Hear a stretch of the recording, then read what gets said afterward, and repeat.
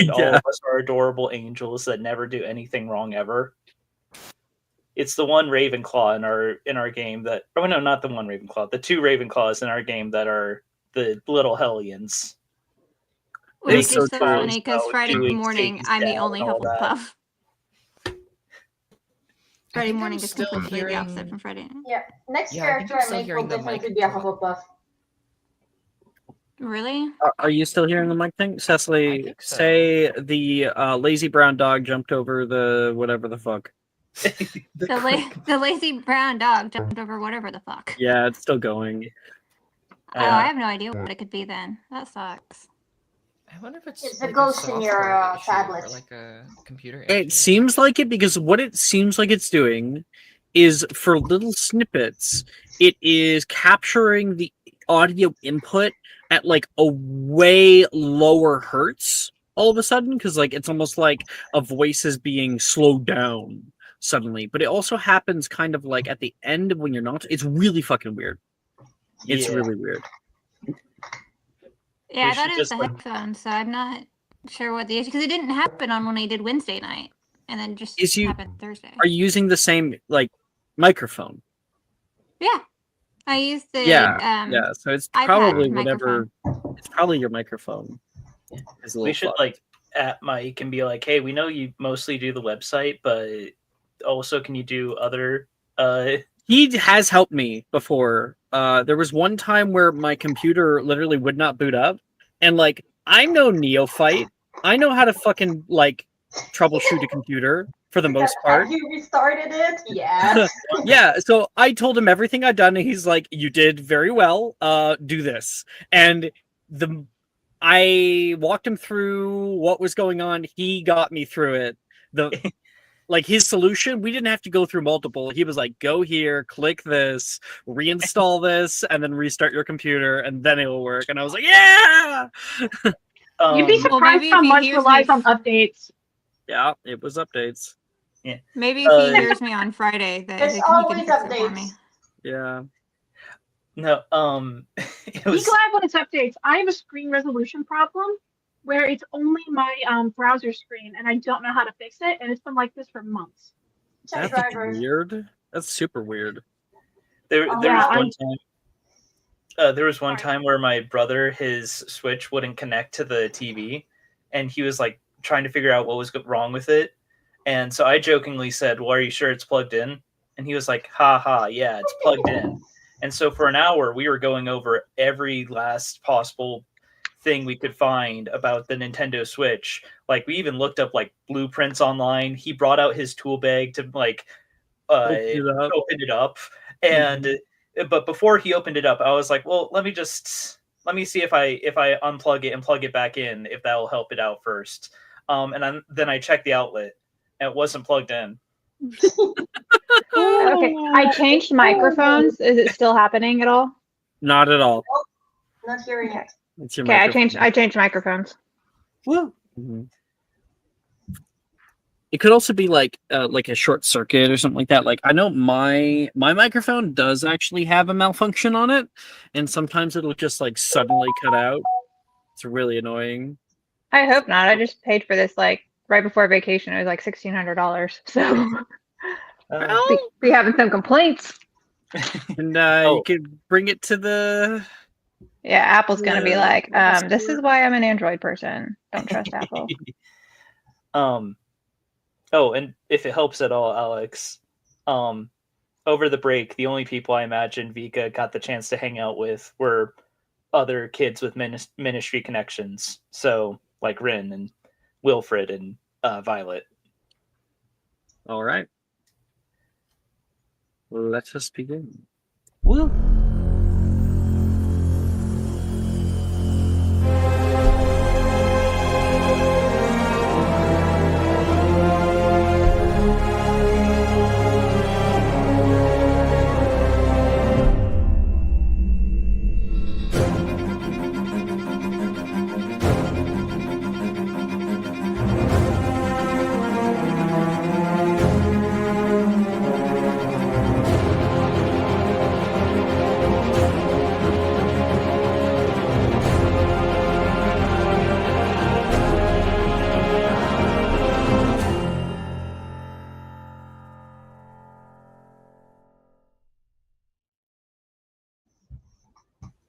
everybody. Welcome to Magic Mysterium for Thursday mornings. Welcome back. Did everybody level up to level 2? No. Do that. Level up, everybody. I'll make a little announcement. And everyone level. And I'll tell you how in a second. Level up. So you're going to just go to / level up and then select 2 and then click enter. And it'll do everything for you. Level 2 is simple because there's really no like choice that you need to be making or anything. It just puts up your hit points and stuff. So. In our hidden chat? Yeah, I don't think it even matters where necessarily. Okay. / level up. Yeah, now y'all are fucked. Vika has 15 hit points. What are you gonna do about that? I can survive 2 bombardas. I can crush Vika. I'm just gonna tell you that. Eugene might be the only person with maybe more hit points than me. How do we track sorcery Chris, points? you're muted. What Sorry, is I'm not moving. what benefit? I'm 100% the person with the most hit points, I think, in the game. Yeah, so Hey, you might you're- be the only person bigger than me. Because you're a vigor caster, aren't you, Chris? Mm-hmm. Yep. So am I. Wait, I thought. Oh. Yeah. okay, Violet's maybe also not. a bigger cast. Just a question. It says like if you haven't preset a benefit, please select it now. Technically, we've already done that. Where is this thing in your chat? In my chat, like character level Gains up. mystery points. If you haven't preset a benefit, ability score. Yeah, no, don't worry about that. That's for if you have an ASI, which is an ability score increase, and it's basically saying that that little marker just tells you what you need to do for your level, like what you need to select and stuff like that. But if it gives you like an ASI, it doesn't happen automatically. You have to manually put all of that in. It's just a reminder of what you need to do. Yeah, I think like the only time you have to worry about that is like at 4, 8, and 12, and 4, 8, 12, 16, 20. Yeah. Yep. All right. So, last episode, we completed our first semester of first year. We went over all the different classes. We met our various students around the school. We met all of our faculty members, the, over 50 NPCs that just live in this place and in my head. And we Do you sleep at night? Another. No, I power down actually. And so we're gonna come back into here. We're gonna re-immerse ourselves into this world. I sent music. Highly recommend grabbing it. 1 second.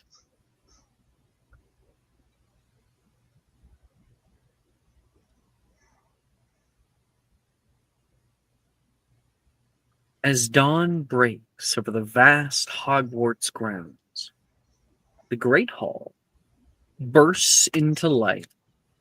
You're greeted by the warm, comforting array of toasty bread and rich scrambled eggs, sizzling sausages. The enchanted ceiling mirrors the sky outside, a canvas of soft oranges and pinks, casting a warm glow over the house tables. The morning chatter fills the air, a mix of excitement and sleepy murmur as the students settle in for the first meal of the day. This is, of course, after Christmas break, which you would have been able to spend off with family or at the castle for some of you. And midway through breakfast, the headmistress stands at the head of the hall. The chatter begins to subside. She clears her throat. She begins, her voice echoing through the hall. There are a few announcements to get to before we return to our meal. I would like to remind everyone that inter-house Quidditch tryouts will be held this afternoon. Those interested in participating should sign up via the post sheet on the board and common rooms. Secondly, I'm sure many of you have witnessed the terrible acts of vandalism upon school grounds as of late, which some of you might be a little confused by. Maybe you guys didn't see it. With such events becoming more prevalent outside of class, I have decided to place a temporary ban on the Defodio and Bombarda charms. There's a bit of a murmur through the student body. Professor Rojas has assured me that any rule breakers will be faced with severe punishments. This school of ours is a hallowed place. Witches and wizards have come and gone from its halls for innumerable generations. When the founders looked upon its foundations, they imbued it with magic, so that it would stand the test of time, to weather any storm. These walls have seen adversity, but it is only for our respect for these magical grounds. They will continue to change and help us to thrive. I expect to see that respect from each and every one of you. Understood? Good. Enjoy the new semester. And people return back to their meals. I'm not sure. Just question: are we supposed to know what act of vandalism you're talking about? Okay, no. Okay. So it's not something I missed. Okay, great. But that is a great place to talk in character. Ray, you are a Ravenclaw, Hufflepuff? I'm forgetting. Ravenclaw. You're Ravenclaw. I thought so. You're Ravenclaw. You're sitting at the Ravenclaw table. Act of vandalism. You can, in your mind, you think about it. You can't think about any acts of vandalism you've seen. I mean, maybe the icy stairs, but that shouldn't have stayed. That shouldn't have been permanent. I mean, maybe that pair of pants is still stuck on the floor. Do you say anything to anybody? Hmm? Do you say anything in character to anybody? Well, yeah, I feel like I would ask around me, what act of vandalism is she talking about? I haven't seen anything. So I don't know who's sitting around. All me. the Ravenclaws. It's the first meal of the semester. Yeah, so. Hey, has anyone seen those acts of vandalism? I'm not sure. I don't understand what she's talking about. I missed something. What did I miss? I don't think it was. I mean, I don't think she was referencing that thing with the water, but because otherwise she would not have those spells. So I think we're good. I mean, I wasn't participating in any way, shape, or form. I was a victim of it, if anything. But Okay. I do think that it's probably something else. So I stand up. We're walking on the training grounds. Reese says while he's shoveling food into his mouth. And Brett nearly fell in this big hole. There's been cracks and stuff all over the ground. I think someone's been throwing a few spells around. I stand up and I call Violet, saying, "Hey, Violet, have you been up to something again?" Wasn't me. Violet, Have we you're asked in Wilfred? Slytherin, right? No, No, Violet no. is Gryffindor. I'm a Gryffindor. So, just so you know, Gryffindor table is right next to Ravenclaw table. If we're looking toward the teachers, left to right is Slytherin, Hufflepuff, Ravenclaw, Gryffindor. She still yells it. Oh my god. I think Maeve just pipes up. Did you ask your buddy Wilfred? It seems like something he'd do. Not everything has to do with us. And our cohort. This could just be a bunch of 6-years messing around. I don't know. We didn't see it, so. Yeah, Vika would say, even if I knew something, I probably would not say anything. My uncle told me once that that's the way most people live the longest. Over at Gryffindor house, Sally turns toward you, Violet, and says, I heard one of the seventh years went dark. There was like a big fight. Oh, what'd they do? Somebody almost died. There's blood everywhere. Northern grounds, dungeons. She's like internally like, oh, I want to go to the dungeons. Like, that's so cool. Yeah. Unfortunately, unfortunately, one of the kids died, she says, but Hogwarts trying to cover it up. Oh. Do you think there's evidence? Oh, definitely. Yeah, you should go looking for it. Well, you know where it's at. You go with me. Are you kidding me? What if there's some kind of like ghost what if there's a ghost from the dead kid that's trying to attack me? Heck You're no. a Gryffindor. Man up.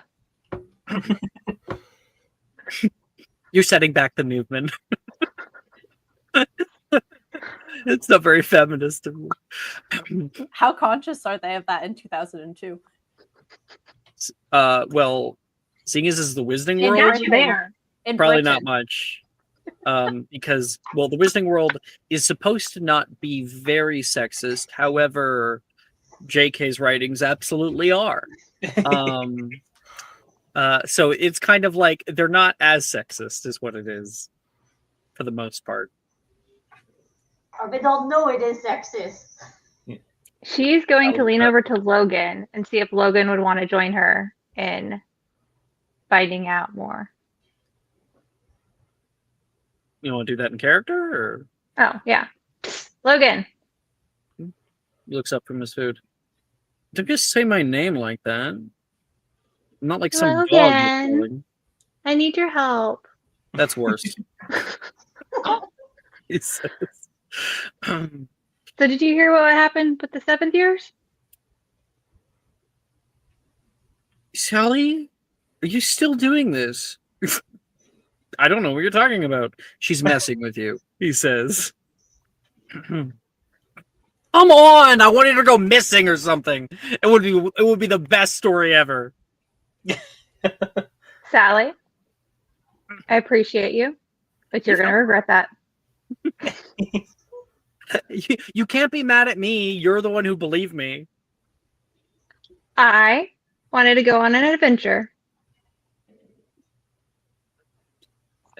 So, no, I won't be going out looking for fake dead people. Thank you. It won't be fake for long. When she just eats her food. I think like nearby Darcy's like, oh yeah, we should definitely have an adventure. Like Stand By Me, where we go looking for a dead body. Everyone looks at Darcy like they're crazy because nobody knows Stand By Me. Darcy, we need to go back to the forest later. We'll find some bodies in there, I'm sure. I know exactly what you're going to find out there, and I don't think you're ready to handle it. Well, that's why I have you. I think Darcy will blush. Back over at other tables, Yuji. Wait, We're at the you're at the same Gryffindor table. table too. Yeah, I was just about to say, I'm a Gryffindor too. Yeah. It We is got the two first house here. meal of the semester. Everyone's getting settled back in. It's after Christmas. What are you doing? He can't / won't / doesn't go home. Yeah. I think he's coming straight from the kitchen. Here's the thing though, right? Oh, okay. Is that I don't think in order to stay at the castle, the Hogwarts as an administration has to essentially accept guardianship over you for the time being or whatnot, or get like a letter from your parents explicitly saying why they want you to stay and all that kind of stuff. Really? I might recommend that you did stay. Okay, there's actually two ideas. Either A, you Right. stayed and kind of like hid, you know, like you were stealthing around for the few months that were there, or you ended up going to Hogsmeade and like living on the streets out there, like finding a way to live in Hogsmeade. He was in Hogsmeade. Cool. So, Yeah, he was given bumming that, it. Okay. I like how none of the options were like go home with a friend. It's like, okay, be homeless at Hogwarts or be homeless at Hogsmeade. And he hasn't told his problem to anybody. So they don't need to know. You could just be like, hey, can I go home with you? Usually that would wouldn't be- be that would like, be he wouldn't Chris. want to impose. Mhm. You know, he's how he's like. At least Yeah. not then. I think he. You think men rely on their friends? Wow. Yeah. We're Asian. We're men. We don't talk about our problems. Toxic Harry Potter masculinity is did. just masculinity. That's great. Yeah. I don't see a problem with this at all. I don't see a problem. This is how it is. You know, very Gryffindor, man up. So, I think like Sadie says, Yuji, all of a sudden as you're like eating. Mouthful. Huh? I've been meaning to talk to you. Do you live out in Hogsmeade? Sadie says. Yeah. I was there yeah. over Christmas and I swear that I saw you. Oh, I was just. Yeah. I've got a little place there. My gramps sort of got situated for me, at least for a little bit. Yeah. You live alone?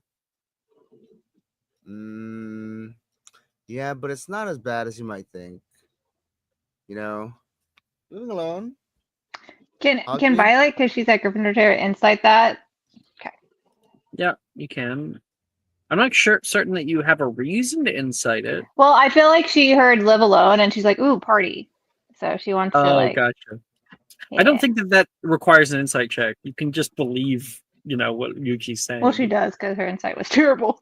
Yuji definitely was telling the truth. Back in the first session, he talked to Rin and was just like, yeah, my grandpa set me up with a place, but it's not that great. So quality wise, not in the conversation, but he does live alone.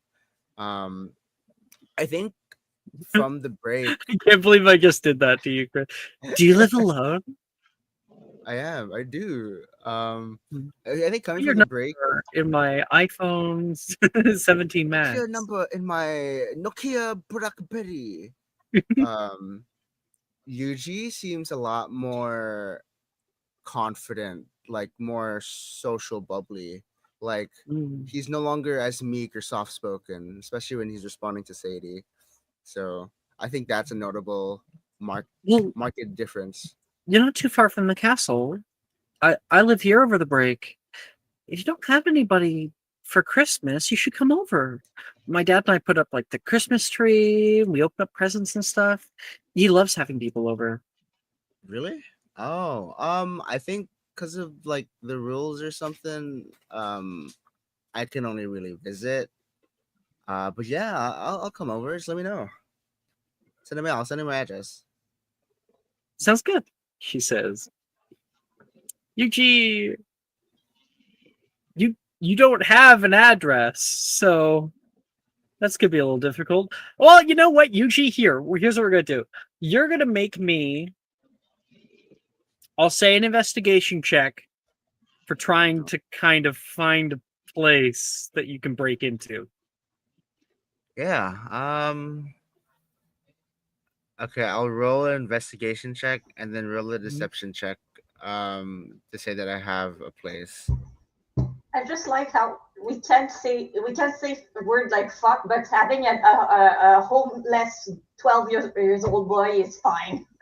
13 now, actually. It happens a lot more than you think. Yeah. Yeah, I've got a place. I'll send you an address. once I write it down. So I'll get to you later. You got an 8.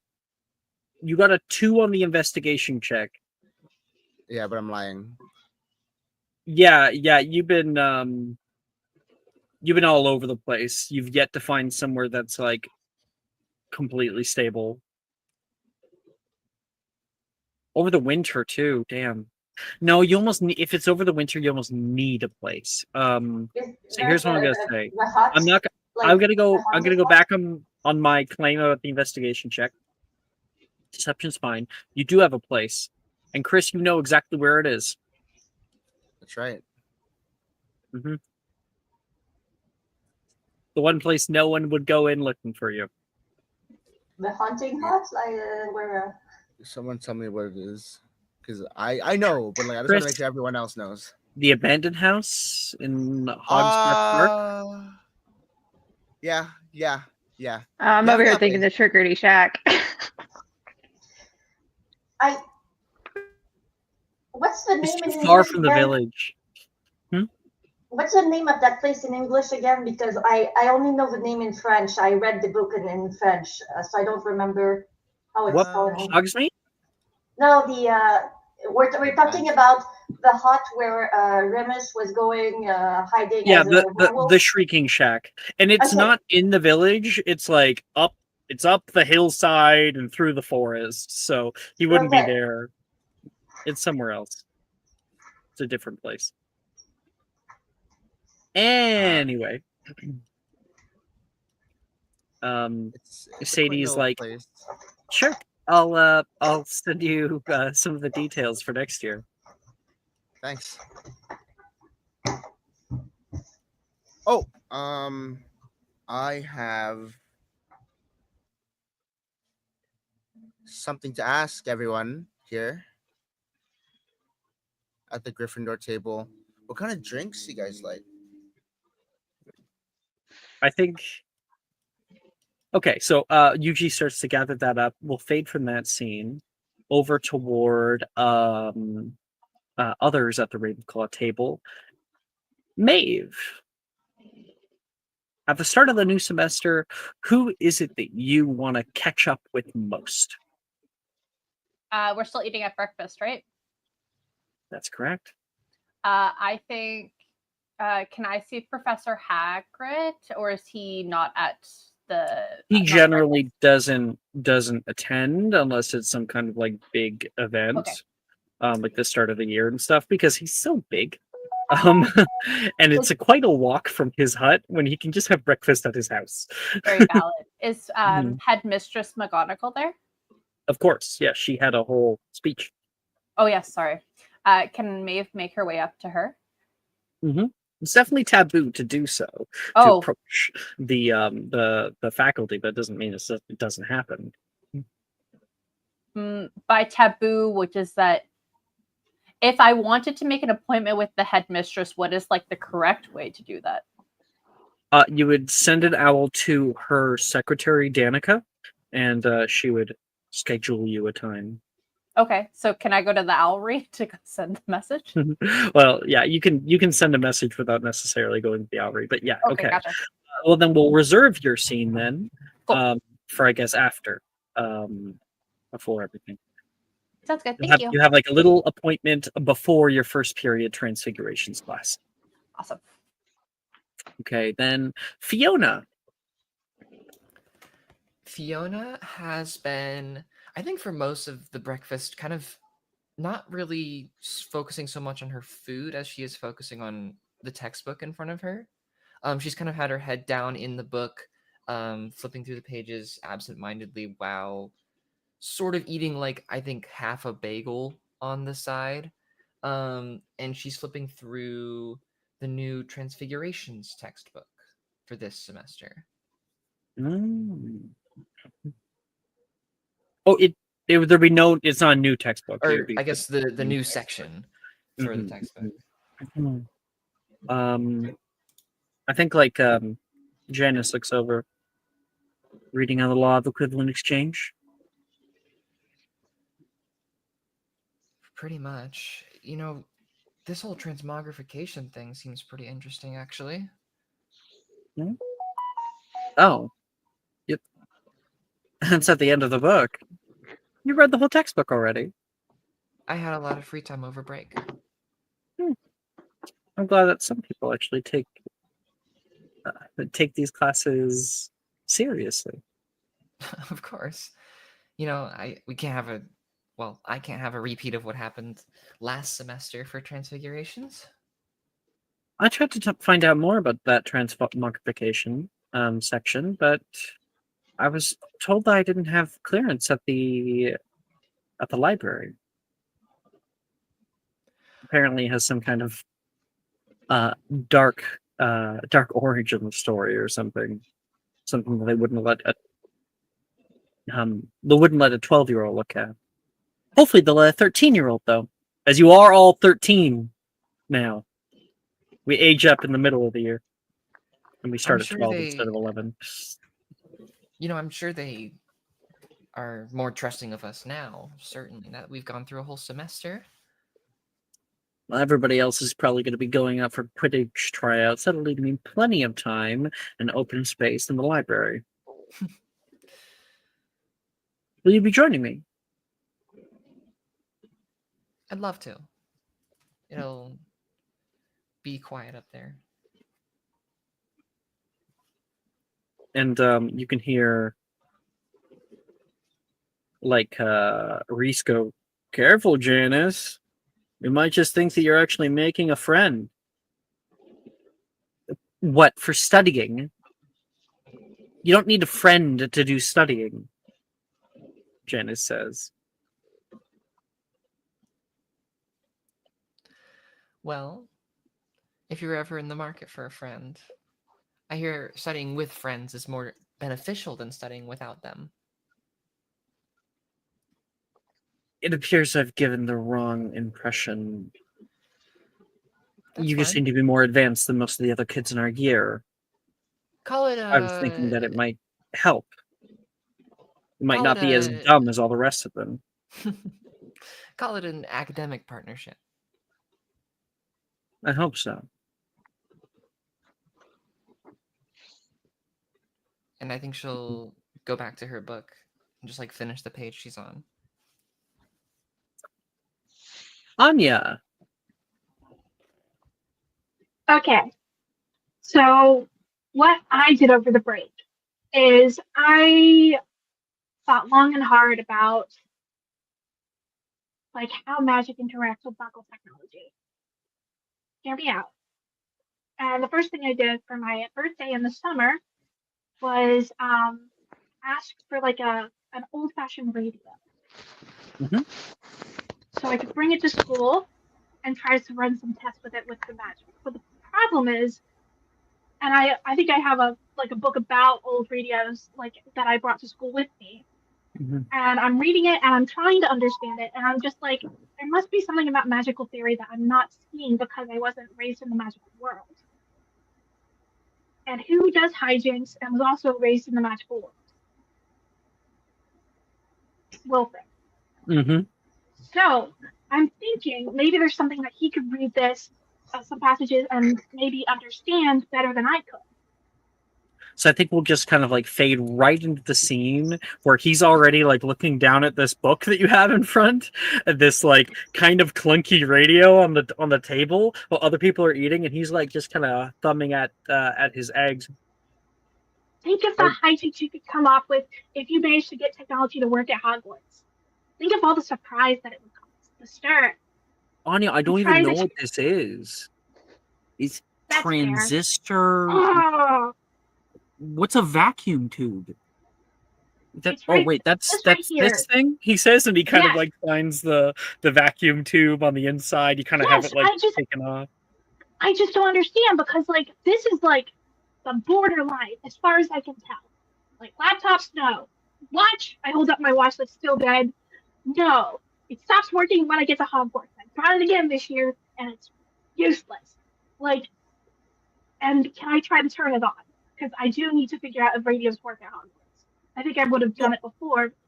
I have radios at home. So I turn on the Muggle radio a bit. Softly. Very, very softly. Does it You work? turn on the Muggle radio. It's an old one. You're like, let me just turn this on. Absolutely. And then you kind of grab the cord, and there's no outlets at Fucking Hogwarts. hell! I am an idiot. I don't say fucking hell. I say I am Bloody an idiot. hell! Couldn't it be a battery one? Oh, Not if it's Yeah, he said old one. There's no battery operated old radios. well, I guess I'm just stuck with theory, and I'll bring a battery next semester. Shit. Battery. I mean, like, my radio doesn't need a battery. Wilfred says. Probably because it's magic. I'm trying to figure out a way that non-magical technology interacts with magic. Well, yeah. There's technomancy. I don't really know anything about it. I do know the Wizarding Wireless Network puts out radio broadcasts. He says. I didn't know that technomancy was a thing. So that's an excellent start. Yeah, they don't. Now I have a teach it at turn to use. Hogwarts. Well, then I'm sure there's. Hey, look, you got me another step forward. Thank you. Here's an old radio. I'm pretty sure Professor Malin has a few old radios. Yeah, it's probably stupid and crazy, but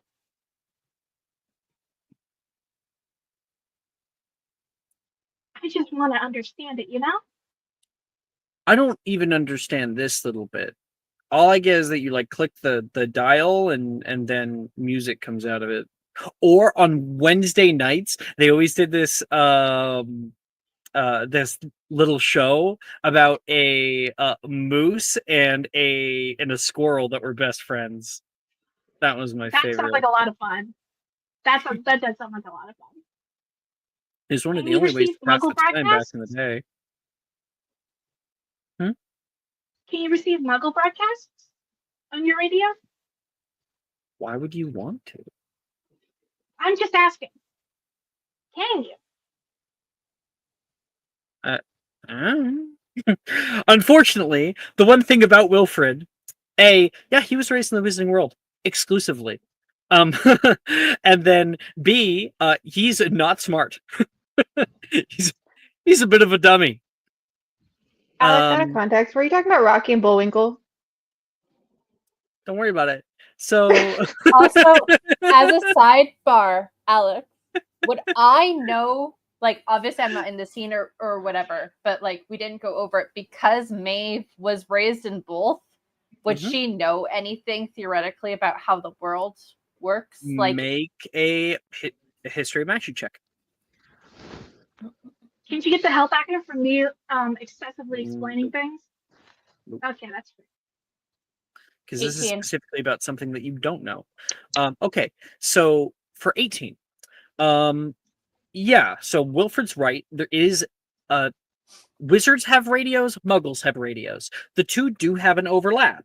They do use radio waves. However, the wizarding radios use certain transistors which tap into the arcanic field.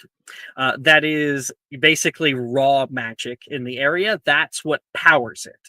So it is a type of sort of electricity, although that's not really a word that's thrown around.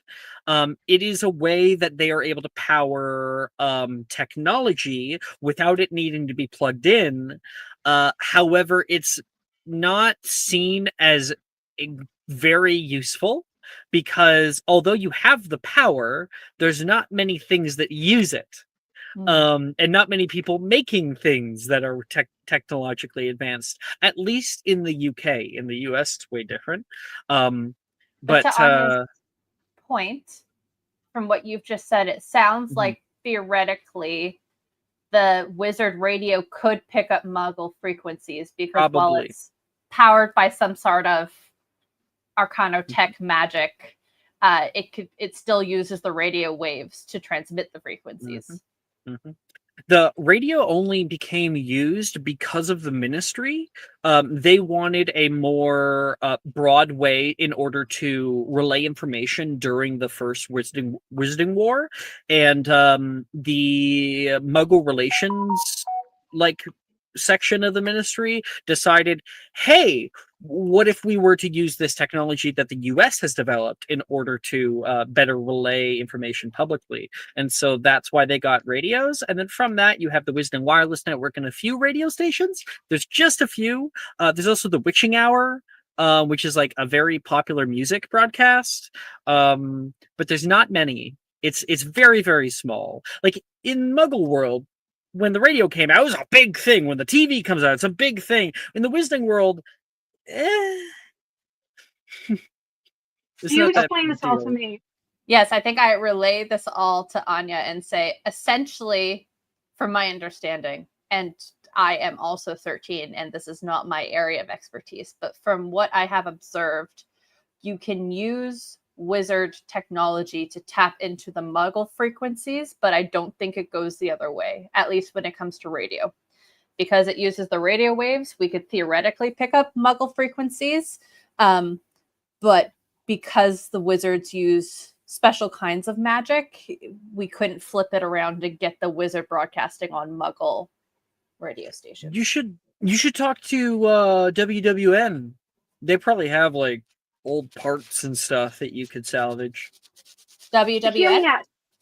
The Wisdom Wireless Network. But hear me out. So, okay, so it only goes like wizard can get Muggle, Muggle can get wizard. But there's also the fact that, like, and it has its self-powering based on the magical arcane field. Maybe it's possible to build something from the ground up, just replacing the power and using magic to change. It's possible. It's possible. This is why I'm not a Ravenclaw. Wilfred says to himself. In the back, when he hears all this, he's like, that sounds really hard. I just like grab both of them and I squeeze them a big hug. Thank you so much. Okay, second race is a good start. Okay, this is good. I'm off to the races. And I grab my stuff and I run off. It's like, all right. I think I helped. Vika. Hello. What are you doing coming back from the break after winter? Well, for one thing, I imagine Vika, like one of the first things she did when she got to breakfast was she like took off her cloak and everything. Like, oh, geez, it's so hot in here. But I imagine at the moment she's probably reading, "Unfogging the Future" by Cassandra Blavatsky. Blavatsky, yeah. That isn't until like what, third year or something, but you know, it's good to be prepared. Are you into divinations or something? A boy says, walking past. Logan looks down at your books. Well, I think Vika will say, I'm into a little bit of everything. He plops down next to you. You know, he says, settling in. All that is mostly hogwash. Diviners like you to think that they know everything. They're good at the smoke and mirrors types. I wouldn't believe everything that you read in that book of yours. Well, to pull off a trick, you have to be the smartest person in the room. So, even charlatans have something useful to teach. Unless, of course, you're the stooge, he says. Divination's never worked for me. I went by to the Starry Prophesier on 2 different occasions. The first time, she said I was going to become rich beyond my wildest dreams. I found a penny on the sidewalk. And then The next one after that, she said that I was going to fall and end up in the hospital. None of that even occurred. It did for Sam, however. They kind of throw mud at the wall and sees what sticks. Here, let me try something. I haven't learned any spells yet, but from reading this book, give me your hand.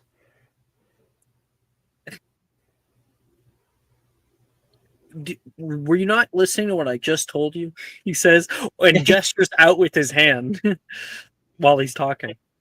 It's called palm reading. I've seen it described in the book. You know? Like these lines on your hand. They aren't just wrinkles or just faults of the flesh. They're lines that lead through destiny, through fate. Like threads. See? I can tell. You're going... The prophesier was right. You are going to have a big house with a garden, and she's pointing around Logan's hand, and a manor, and then a pool. Oh, you! He wipes his hand on his leg, kind of screams for a second. I think nearby Brett sees this and starts bursting out laughing. He gets up and stands nearby, wiping his hand. Vika will say, "You're right. You're right about the Stooges being the. You're right about Stooges, but I think you are wrong about which one is the Stooge here."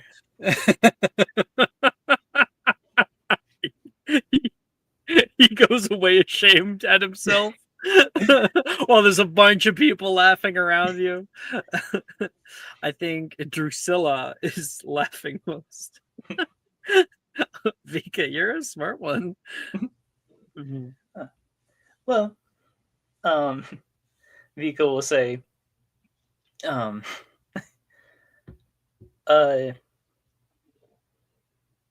will say, it's like what I said earlier. To be a charlatan, you do have to be the smartest person in the room. And I guess I'm a charlatan. Don't talk about being the smartest person in the room. We're in Janice. I think that she is holding a claim for it. In her own head, at least. Janice is smart, but you can only learn so much when you live in books. I'll drink to that, she says, holding up her hot chocolate. Tink. That was great. I'm going to give you inspiration for that. Oh, thank you.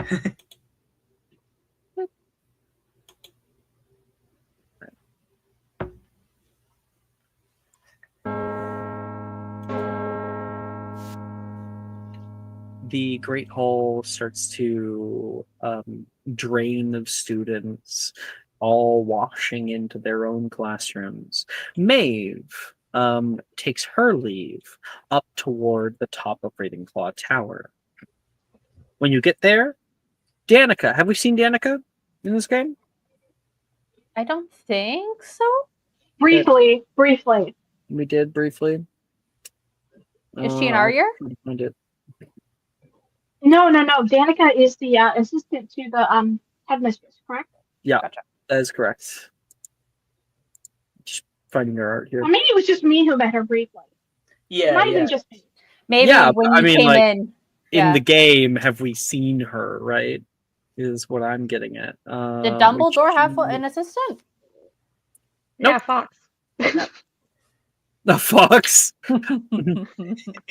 Fox squawks, and then there's a little subtitles at the bottom that's like, your appointment is on Tuesday at 3:45 p.m. This is Danica, by the way. She's so pretty.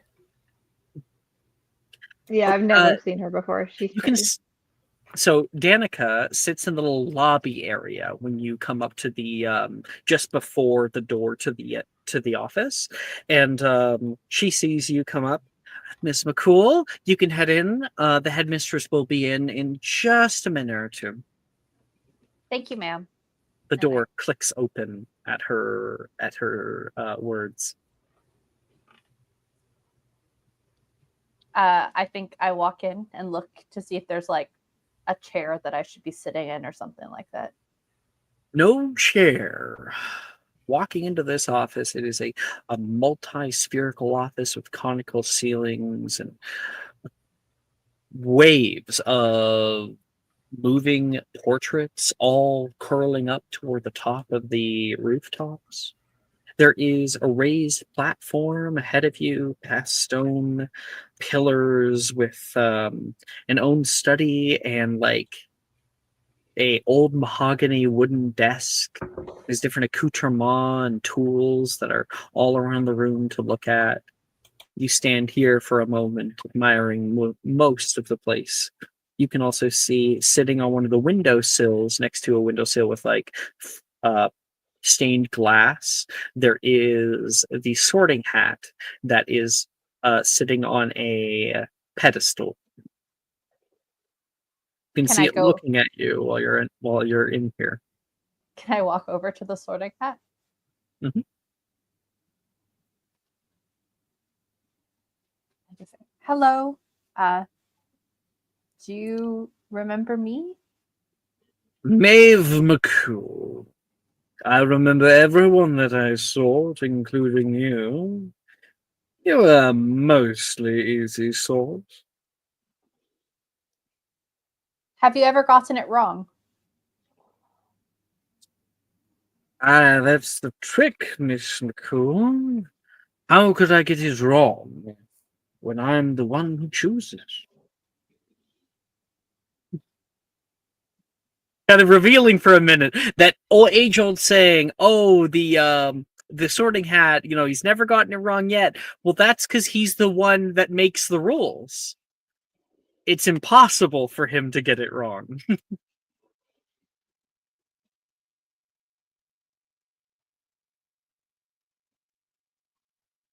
How do you react to that?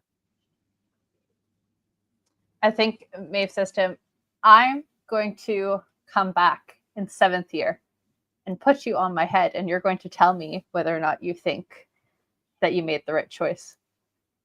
Careful now. By 7th year, you'll probably have all sorts of secrets, he says. I am very good at keeping them, however. Miss McCool, sorry to keep you waiting. The McGonagall steps into her own office. Oh, thank you. I was keeping her company. What did you went to Hogwarts, didn't you, headmistress? What house were you in? Yes, for many, many years I served as the head of Gryffindor House. The head of houses must be alumni of those houses. That makes sense. I think she will look toward the hat and say, "Thank you very much, Sorting." She'll flick her wand and the or maybe just kind of move her hand, and there's these little curtains that go over him. Please sit. She gestures to the front of her desk, where the moment she gestures, a ornate wooden carved chair appears there. She finds purchase behind her desk, fitting into a sort of throne that's there. I think Maeve looks at the chair and asks, was that transfiguration? Was that summoning? Among the many hits that I used to do, I was the previous transfiguration master here at Hogwarts School for, oh dear, more years than I care to admit, she says. That was in Atomatus Conjurers. When you get as old as I am, you can conjure without even much thinking about it. I hope I get to that point. I'm certain you will if you focus on your studies and keep with it. Some students, when they get older, you rein it in a bit, believing themselves to be able to live off of the glory of their parents. And some certainly can, but to me, that is no life. I agree.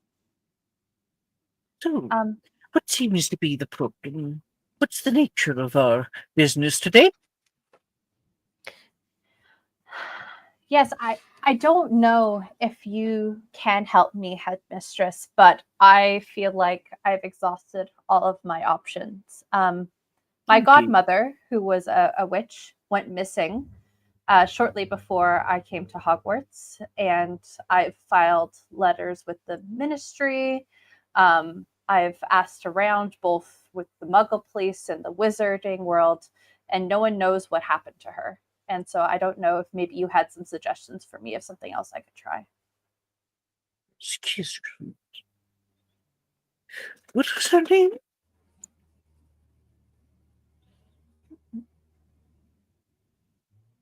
This is when player K needs to go back into Yeah. secret chat and see Pause. what name I Pause. actually gave her.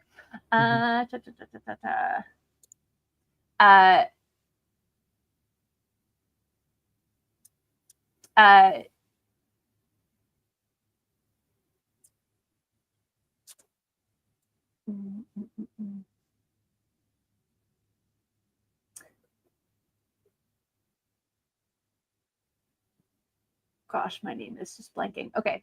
Her first name was Neve, but I don't know what my godmother's last name was. But she was an alumni here at Hogwarts. Cool. She wasn't an alumni? Is that what you're saying? She was. Very interesting. But if you come with me, she stands up. I might have a way to help. Yeah, Maeve just follows her. It may help you to find out more about her past. If you can, we might find somebody who knows her. And she takes you down into the entrance hall. Not the Great Hall, right through here. You might remember it from when you first came to Hogwarts. You step into the room of reception. Here. Do you happen to know her age? I know that her and my grandmother were friends. So early 80s? It does make things difficult. Early? She was a Ravenclaw, if I'm not mistaken. Wait, early 80s for... What are you saying early 80s for? Oh, like that's how old she is. The 1880s? What? Like... No, like she's born 80 in the years 80s. old. That's not... Oh, 80s. 80 years Gotcha. old, 81, 82, 83. Yeah. I don't know if Mhm. Maeve knows her exact age, kind of thing.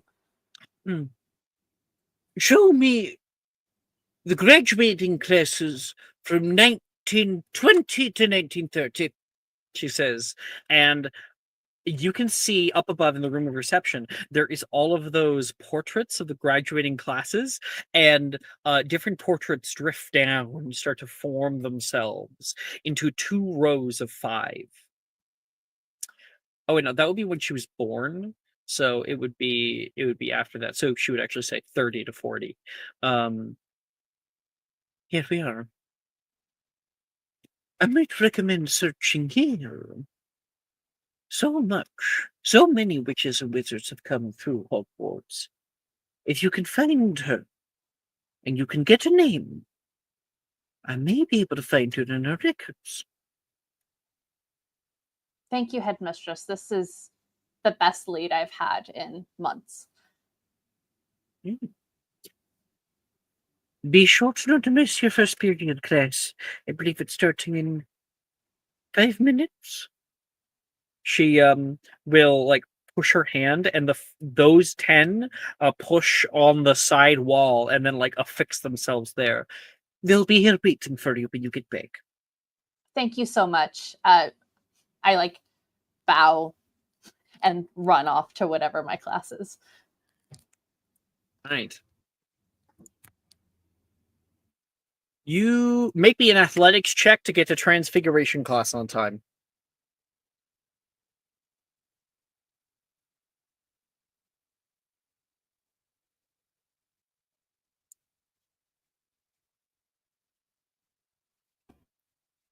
Great. It's an 8. Mm-hmm. For everybody else, as you guys enter the Transfigurations classroom, there's a palpable sense of anticipation. The room is buzzing with the energy of students, each finding their seats and settling in. The clatter of books and parchment being set on desks fills the air, punctuated by the occasional laughter or excited chatter about the day's lesson. Near the window, Wilfred and Levi are animatedly discussing the intricacies of last week's assignment, their gestures lively as Levi mimics the movements for conjuration, which only serve to dumbfound Wilfred. In contrast, a few rows ahead, Reese, Drusilla, and Brett pore over their textbooks, whispering urgently as they quiz each other on spell theory and wand movements. To the side, Sam and Sally are engaged in hushed conversation, sharing gossip. No way! Would I lie to you? Sally says. Amidst all of this, you find your own seat, as Professor Dilmorow walks in from the back of class. Sit down, you bunch of animals! Wilfred, are you sitting on the desk? Are you a monkey? No. Do you want to be? Wilfred sits down, and Dilmorow takes his place at the front. Last semester, we covered the basics of Transfiguration, touching on properties of transmography. In the middle of his start, the door swings open wildly as Maeve arrives, heaving and panting. Mogrification.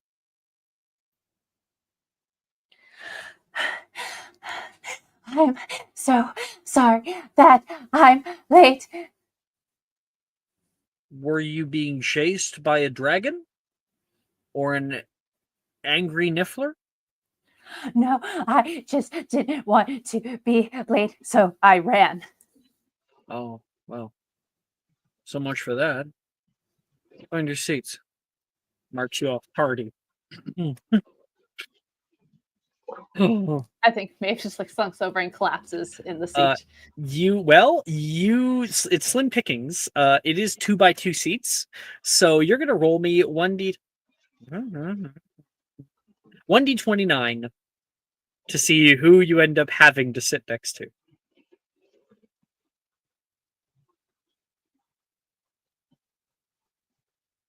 Okay. 10.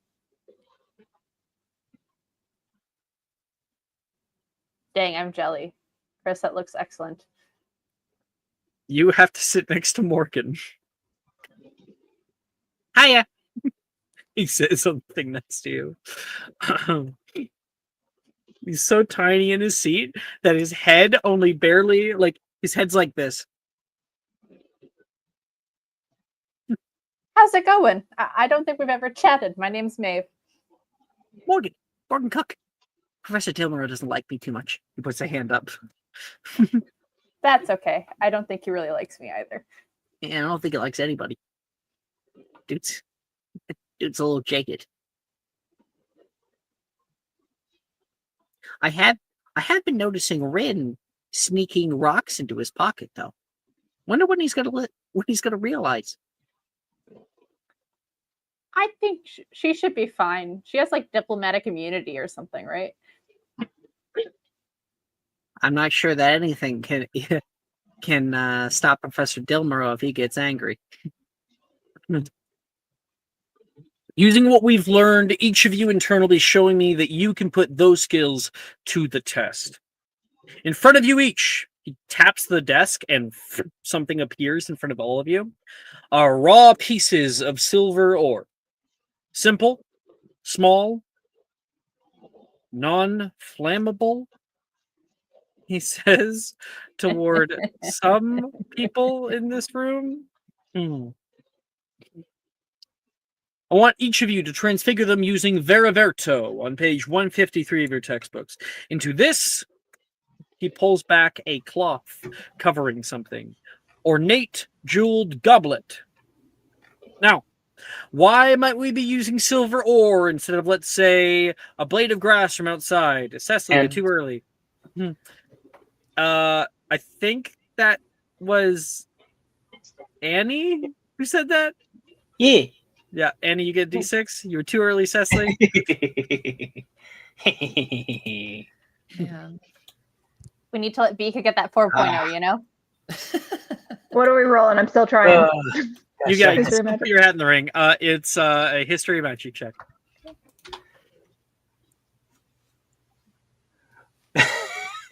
Oh no. Me. By the way, can we, if she fails it, do we the rest of us get a chance, or What? I don't want to cheer for her. It's just the highest, the person who got the highest of everybody. Oh, so I can roll too? I'm sorry. No, me. I got it. Okay, I'm sending it. It looks like Maple got it. Yeah. Oh no. Double I that don't have a ones. subscriber. If you have inspo, I'd recommend it. You can't use subscriber because it's a versus roll. Oh no, it wasn't any. It was so. Actually, wait. no, it's not It's a Fiona. grade. Maple. It's fine. I think in this case, don't worry about it. It's not a grade. At least Okay. I think. So he looks over all the different faces. All right, let's give some people I don't normally give the chance to. Mr. Goto. Oh, okay. So the reason you can't do it is because it's against the law. Right? Anybody else? He looks around the room. Miss Kilmartin. That's a That would good be answer. Nicholas Flamel's law of equivalent exchange. 5 points to Ravenclaw. That's what I said. Sorry, I'm just gonna add the. Ravenclaw's in the lead, by the way, and I'm giving inspo to Chris for his good non-answer. There you go.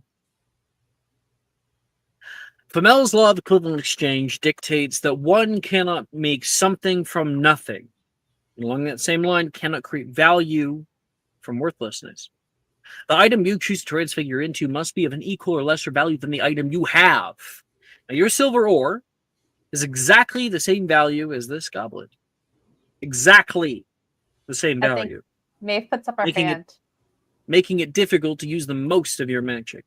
Now, I don't expect perfection, but I do expect results. Ray also Miss has a McCool? question. Miss McCool? How is it determined whether or not something is of equal exchange? Like, who makes those rules? Money is a social construct. I'm confused. How would 13-year-olds have a well versed in what social constructs are? Not necessarily. Okay, I'm sorry. Clearly, you didn't know me and my friends in high school, man. I feel like I would have understood that. 13-year-olds are not in high school. Yeah, they are. Yeah. No, they're. For me, it was 14. Oh no! At least in BC, you start grade 8 through 12 is all high school. Oh yeah, for me it's 9. Yeah, 9 yeah. for me So too. like we're 13 in 13. high school with like 18-year-olds, you know. Oh, okay. Anyway, so he says it's a very good question. Certainly good. Money, right?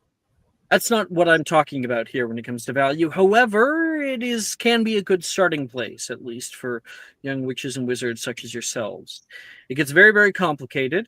It specifically is about the elemental value. What sets it is everything. How do I explain this to a bunch of 13-year-olds? So what he explains, and I'll explain not in character, and Professor Dilbero is going to explain this in very, very complicated terms. You know what? I'm going to have everybody here roll me an investigation check to see if you can piece together what he's saying. And for those of you who are able to comprehend, I will explain it to you. Okay. Woo! Maeve got a 25. 21. 11. I might want to use my inspo for this. Yeah, go ahead. Do I get advantage because I already have Verberto locked? No. Okay. I'll roll it again. Okay, 21. Better. 21. So you can definitely piece this together. What he's explaining is a concept that is taught in 6th year. So, Everybody should be able to understand. Yes. We're very precocious Ravenclaws. Do you have anybody do you know how else many got books we have? 20 or higher? I got 25. 25, 21. 23, 21. Nice. Anya, did you end up using your, like, what were you? You didn't have inspo. Did someone give you a subscriber? No, I just got I thought you were low. Oh. Oh, that was earlier. I rolled low for the other thing. I Yeah. rolled low for the other thing, the history of magic. Gotcha. Yeah, you got a nat 1 on that one. Yeah, it was I spared you 7. from calling upon you. Okay, so yeah, for a lot of you guys are able to understand. It is very, very complicated what he's explaining. There's some certain things that he doesn't get into. For instance, he's like, which is why, of course, fourth dimensional constants are kind of separated from all of these concepts. And he explains that the value of an item is determined by that item's rarity within this world. So, for instance, diamonds, while valuable, a lot less valuable than you might think, but gold and things like that are highly valuable, which is why when you use gold coins for like galleons and stuff like that, it can actually have a good equatement with value. So if you have something that is a heavy metal, like if you had like uranium and you were going to Veriverta that, you could Veriverta that into something very, very complex or into something very, very valuable because it is incredibly rare. Question. More than that, items' values are also determined by okay. So there's one other thing he would explain.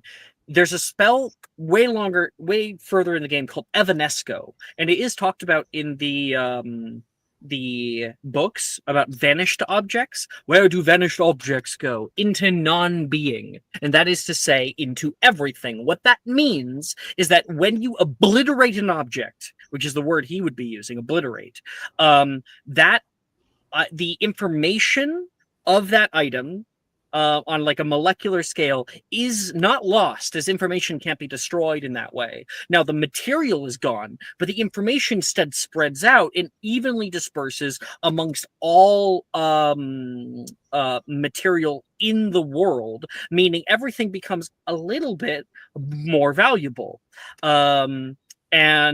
But just a tiny bit, a fraction of it, depending on what you obliterate. So technically, if you were to find all the uranium on the planet and obliterate it, everything would become way more valuable. Yes, Gabby. Go ahead. So the world functions as its own. No, whoa. We got multiple people talking. I called upon Gabby. Gabby. So if you could transform uranium into, for example, gold, in the same way, I could, if I had, let's say, a gold necklace, and I throw it into an enemy camp, and I transform it into uranium, can I make a bomb like that?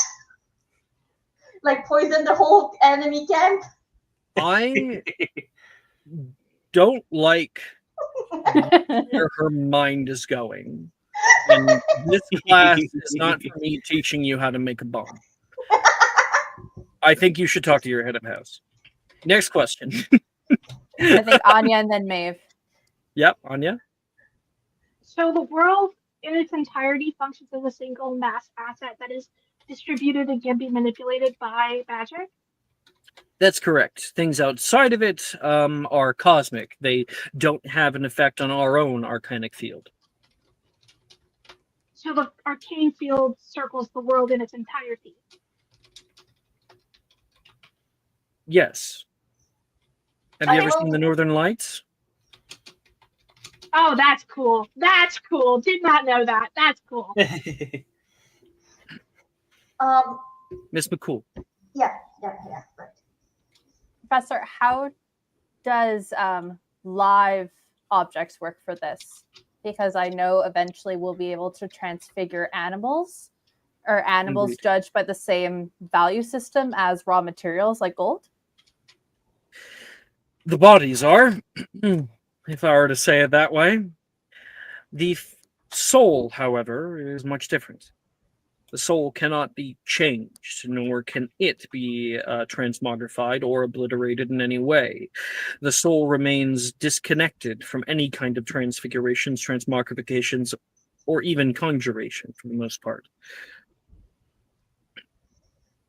Follow-up question. What exactly define the world? Is it like this planet, or is it this universe, or this galaxy? What is this world? Earth specifically. So if I take a moonstone, a stone from the moon, it's not in this arcane. It doesn't have a value from the Earth. I've never been to the moon personally, he says. Yeah, but there are astronauts that have brought back stones and material from or an asteroid. Indeed. Fall down on And those Earth. materials, to my knowledge, would be mundane. Follow-up question, Professor. Are humans of equal value to animals? Because I believe in our textbooks, it talks about how some humans can change themselves into an animal. Does that mean that we would be of equal value? Is that how that's able to happen? Not exactly. There is a limit to something like that. We've never seen an anime guy turn into a whale, and that is because all of these cells in your body, in their own rarity, do not equate to the size or mass of something like that. But value, we're not speaking about a philosophical value here, rather an elemental one. You can find out more, a little bit more, about Gamp's Law of Elemental Transfiguration on page 53. Well, Ms. Cross, last question. If you transfigurate someone into a little cube, put them on a desk for 20 years, and then reverse it, is that person going to age while they're in the cube state? No. Everybody, please, we're going to be doing it very, very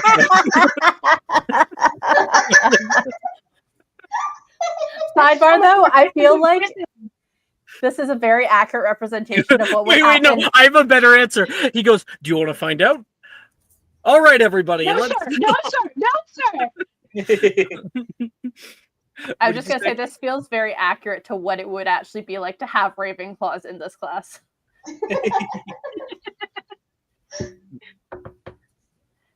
All right. So everyone's going to attempt Veriverto, please. I've got it locked. Do I pick a different spell, or do I just do it? Do I just get an A? So after Veriverto, everyone's going to be able to pick 2 transfiguration spells of their choice. You would essentially just be able to pick 3. Can they be from the second year list? No, they're in first year. Oh, I thought we were in second year. You're in the second Oh, semester. it's the second first semester. Year.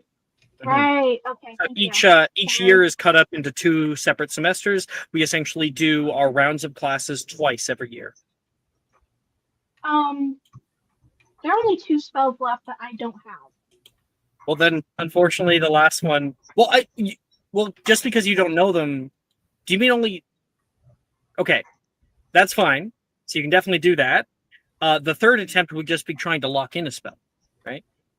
You got it. Thank you. Sorry, not trying to make this hard. It's all good. I used double check notes for Veriverto. Lovely. I'm in the same boat as Anya. I kind of just have to That was more Sure, questions that I've ever had in Transfiguration class. I didn't make up any of the answers. I knew all of the answers already. That's incredible. That's incredible. Transfigurations is an actual magic that has, in my mind, multiple different kinds of concepts and laws, because as a DM, they do actually apply to how we interpret the spell descriptions and stuff. Does anyone have an inspo I could maybe borrow? I'm so sorry. The kind of laws have You can have a implications subscriber. for what you're doing with Thank you. transfigurations.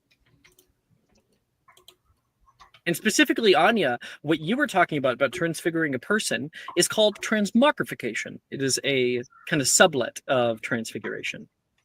Sublet. I didn't get it. I got my numbers.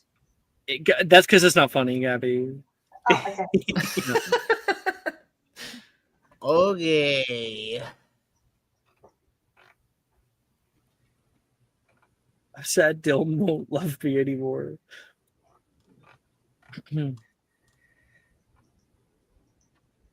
Honestly, I think that Professor Dilmero, you guys are all passing this class. Like, no one's doing anything terrible. I think he likes this year. And that's the first for him. He generally doesn't like the first years. He said that last He's like, semester. this isn't bad. It's because there's so many Ravenclaw. He Mhm. said that last semester. Yeah. Oh, maybe it won't be that bad. Okay. Let's go gambling. I'm gonna gamble on my last spell. Because I do not have good transfig.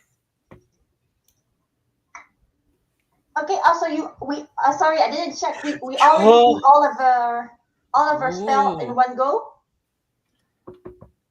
Oh. No. So we're gonna do Veriverto first. We'll look at that, and then we'll get our other stuff. You can because I'm definitely saying roll for your other spells. That's fine. We're just gonna go Veriverto to begin here. Okay, so I'll wait for it to roll my other spells because otherwise I'll lose the count.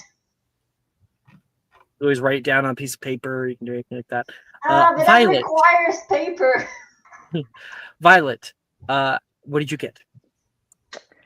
She started with a 9 and failed For it. Veriverto. Yeah. So we're just doing Verivertos right now. Just Verivertos. Okay. So with a 9 on your Veriverto, did you like double check notes it or something like that? No, I don't have double check notes, but my second spell I tried it again and got a 21. So So the first time that you try out Veriverto, you cast down at your silver, and it begins to warp and change and turns into this like silver goblet that looks like it was hewn out of rock. Like, it is not good at all. And it has a hole in the bottom. It definitely would not work as a goblet. Back to the drawing board. Okay, it's Violet. Ray. I got 21.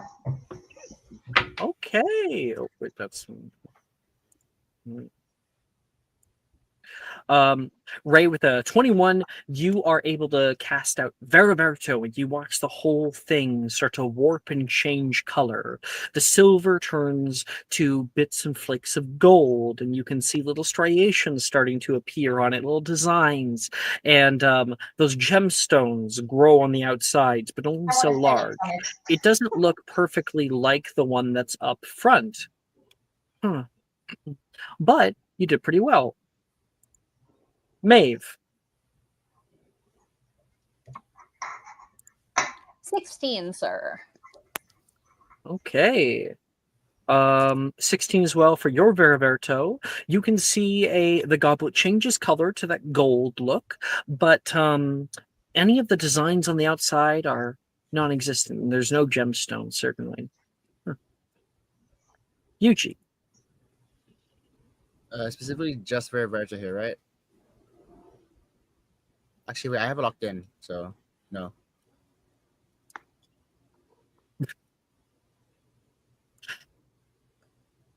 I don't think I will.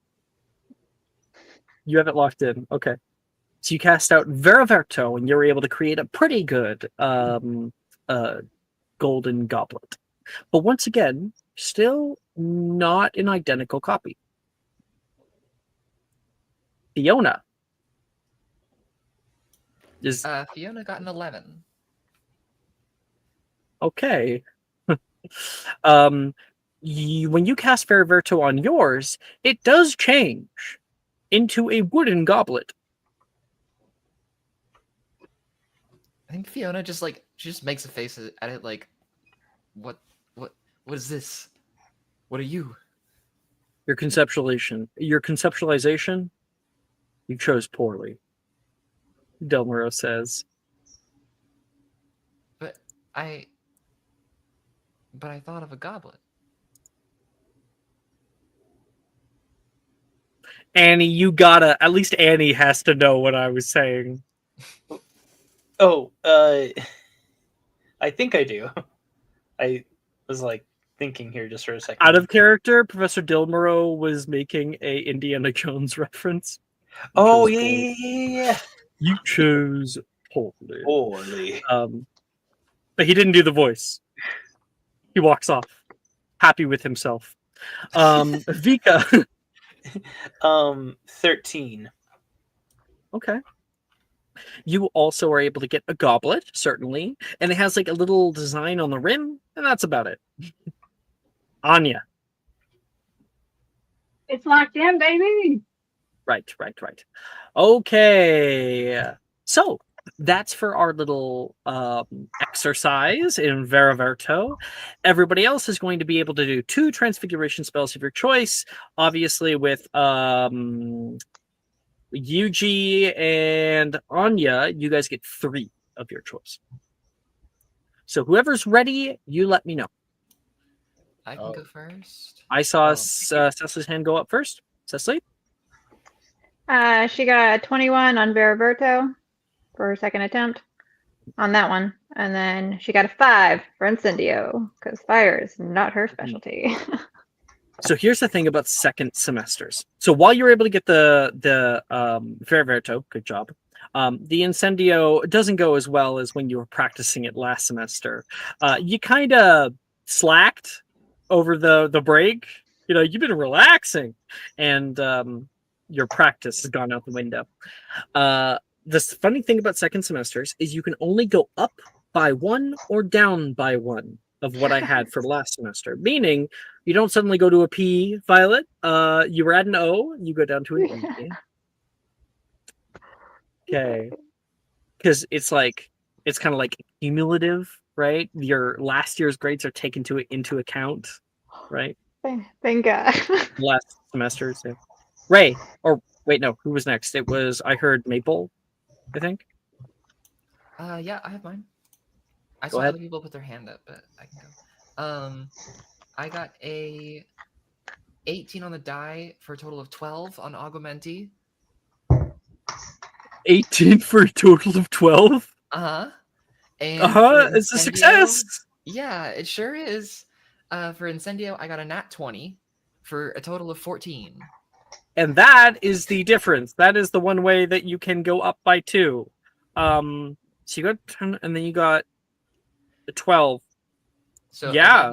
11, 12, 14. So you go right up to an O with a nat 20. Yeah, and that's 5 points to Ravenclaw.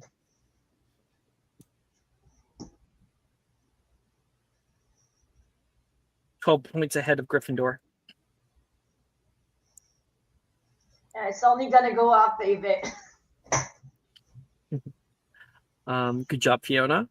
I think Professor Dilmero, seeing you. What spell was that again? You got on 20? Incendio. You cast out Incendio, and you create a flame that shoots out of your wand, and it is like a bright blue flame, and it rests and keeps burning on top of your goblet. Miss Kilmartin, not many people are able to sustain it, not certainly to this level of control. 5 points to Ravenclaw. Thank you, Professor. Please put it out. It's making me nervous, though. Oh, right. Sorry. Okay, that's Fiona. Fiona had a T at the start of first semester in this class. went Did you from a really? 2 How did you get to an A? Well, remember, because I did the free period study period. where I got a nat 20 with keen mind, so I Oh, went from a T to yeah. an A, and then I Uh-huh. just went from an I A do to an an O. O. That's crazy. So she's That's had every nuts. grade. Okay, no one's ever done that. I don't think anyone's ever done that.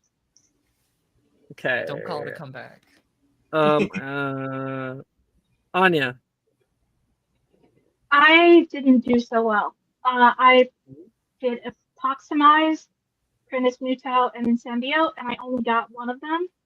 It was a 3, an 18, and a 4.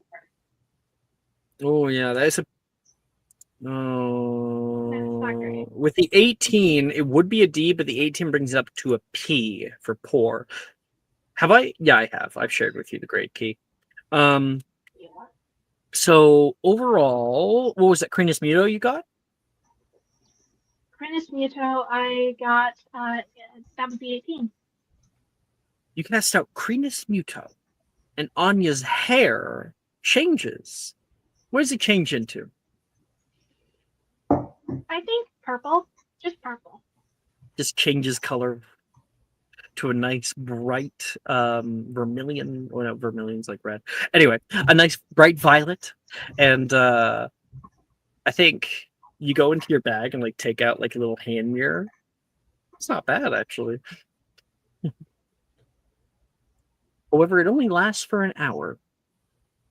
If you want to get something more permanent, I might recommend going to Madame Snelling's Tress Emporium in Hogsmeade, out of character. Okay. That's Anya's grade. Oh, and roll me a 1d600, please, Anya. Oh no, what did I do? You rolled really poorly on a transfiguration spell. That's an 11. Oh no. Double like 11 on a d600? Yeah. Ooh. Is that bad? Yeah, at the end, like, so your first spell piddled out, nothing really happened. Second spell, ooh, purple hair. You're starting to feel okay. You know, I can do this. I can do this. You go for your last spell, which was Incendio. Is that it? Yeah. Yeah. Incendio. And the moment you do that, there is a puff of cloud that overtakes Anya, and Anya's head slams against the desk. She is unconscious.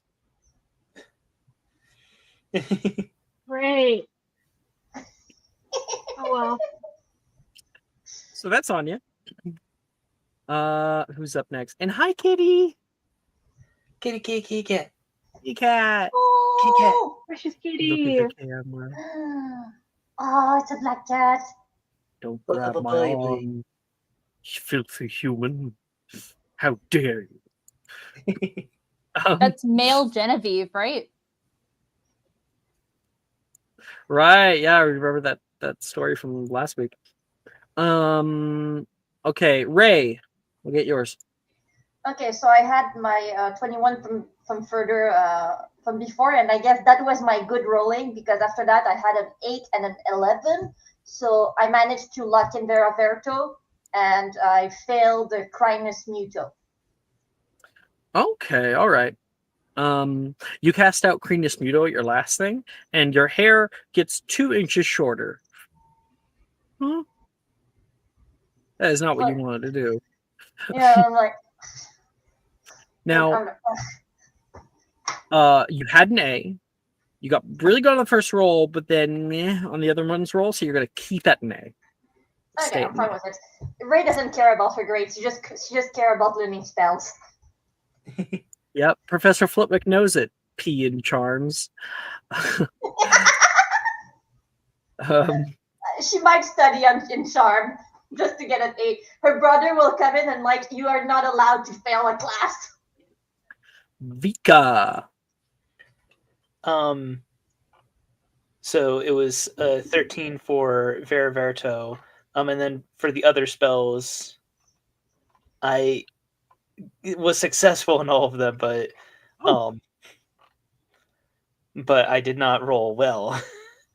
I rolled a 12 for Augmenti and an 11 for Incendio. Well, you're getting your spells just fine. O to an E. Oh no. This is like the one student that shows up with their paper and it's like, I got an 85 instead of 100. Tell me exactly why. Yeah, I exactly. got a 97. Is there anything I can do? A My life 97. Yeah. UG. Is extra credit a thing though? You can study in free periods or downtime to get your grades up. I know, but extra credit would have been nice. Sorry. UG? That is a 17 for Augmenti, a 16 for Queenus Muto, and a 24 on Incendio.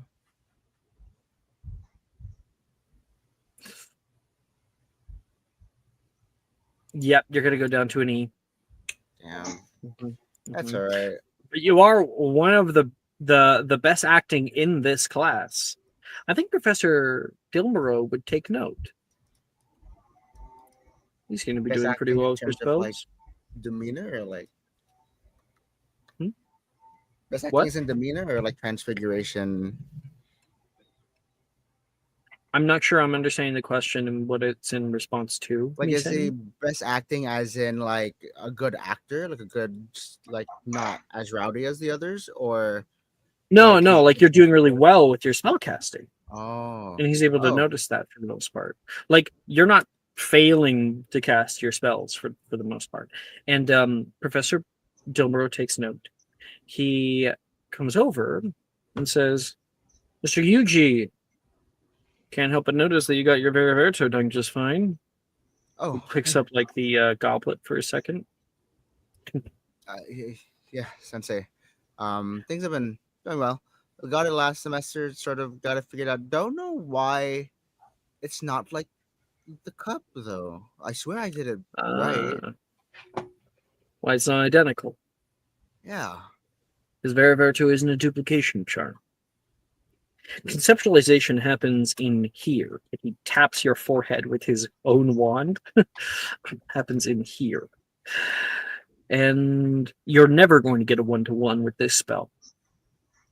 Not even Janice over there, as much as she is trying and trying and trying again to get the exact copy, is going to achieve it. Not even I can. Although I can get pretty damn close, he says with a bit of a smile. So even if you can't create value out of worthlessness, there's still uniqueness to it. There's an inherent value. Yeah, I think Every I time. like transfiguration. Do you teach it like the whole like tenure, whatever? All the 10 way through years? 7th year. 7th year we do advanced transfiguration, though, and I will say I'm very much more hands-off. By that time, most of the people that have stayed in this class are masters. Okay. Yeah, I think I like this class. Thanks, Sensei Dilmero. We look really Dilmero. quick. Have you attempted all of these spells? He says, flipping through your book. Yeah, Crinus Muto was a bit odd to me. I just couldn't like visualize some of the looks. I mean, I get it. So it's not too bad. It's just You had an interesting answer at the start of this class, he says with a bit of a chuckle. It is not illegal. It is, however, illegal to be transfiguring anything into Gringotts money exchanges. You'll have to take objects and things to them in order to sell. Not to say you can't, he says, and taps a wooden block in your desk, and it becomes a small, like nut. However, a well-trained goblin would be able to notice the difference from this to a real one. Disappears in his hand back into the wooden block. He places it back down. You want to earn some house points? sure, yeah. He takes your book, paces back and forth. Augmenti, what does it do? It spouts water from the tip of your wand, about 30 feet. Crinus Muto, Change the length of. Well, no, that's not the. Changes the length of hair, but it also allows you to sort of change appearance to a certain degree, but nothing like extreme. and how long does it last? An hour? Apoximize. He moves on to the next one. You stick one object to another. We did that Well, in our first class together. Yeah, less so sticking, just make something sticky. So one thing is inherently going to be attracted to something, but it's not like Attraction is where it comes from, yes. Veraverto. Oh, you turn something to another of equivalent value, of equivalent or lesser value. And how would I go about... wait. Yeah. What is the maximum size one can Veraverto? Not too large. About this high? He like approximates 1 foot, like with his hands. Incorrect, he says. Huh? 1 second. It's 1 foot. No, so he did do the 1 foot. He said about this high, and Chris said 1 foot. He says incorrect. A master transfigurations can Veraverto something up to 20 feet. What? He hands you back the book. 5 points to Gryffindor. 20 feet? He's just looking through his book to figure out how to do that?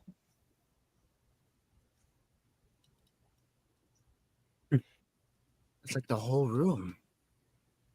I had a Yeah, great idea. Okay, yeah. Something the length of the whole room. You could imagine Veravertoing something that large. Like Veravertoing like a city bus into a small cube or something. I have a question. Yes?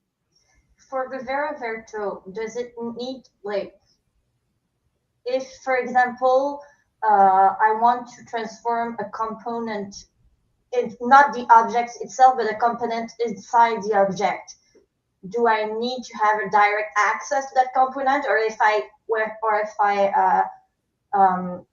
send my spell on Veraverto the is object? touch. Okay, so I need to touch the You need to at least touch a component of that. And on top of that, if all the components are connected to one another, it might end up being a spellcasting ability check for you being able to use it very delicately or very controlled. Okay, so in combat, if I, for example, want to transform the heart of an enemy to stone, No, because that's not a component. That is an organ. it's a component of a body.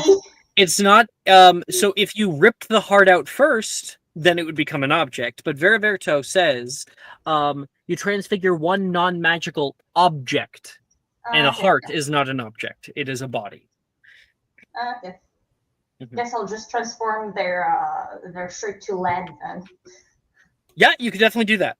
Okay.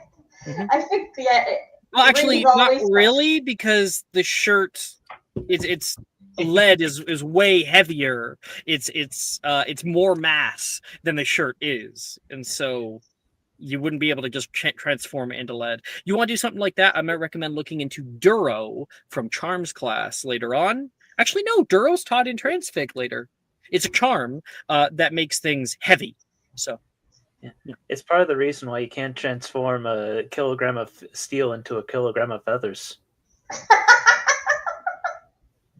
You actually can't. They are not equal. But steel is heavier than feathers. Yeah, exactly. Yeah, steel is heavier than feather. That's why you can't transform it. You can maybe do a kilogram of feather into 500 grams of steel. Maeve, you're last. I got a 15 on my second attempt of Veraberto, and then 16 for Incendio. A solid E. All right.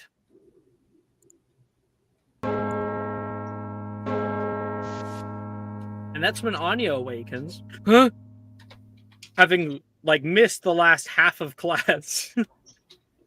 Oh, darn it. I did, didn't I? No one came to help me? Or check on me or anything? No. I know who my friends are. No of you. Nobody. None of you people. None of you. I'm not sitting with you, unfortunately. It's a What do you cruel get world just out people? there. Vika just passing by you as you're waking up, like, and checking in on you, like, Still alive, still breathing. next time. Oh, bring you're a awake. Next time, people. Oh, you're awake. You must have passed that Imperial blockade, same as us. But Okay. no, Going I'll to get up and run with everyone to the next class. If you're going to sleep in class, at least next time bring a blanket or something. That wasn't intentional, but I get the sentiment. The next class is History of Magic. It's okay. It's my turn to take a nap, Anya. No, you're gonna get this. Knock on Which wood, is you're gonna hilarious get this. because this is my area of expertise. Exactly, which is why you're gonna get this. I believe in you. Believe in yourself. You got this. You got this. You got this. As you enter Professor Bin's History of Magic class, the atmosphere is almost tangibly soporific. The droning voice of Professor Binns, which I don't think Lion was here last time when we did it, so I will show off his art at the very least.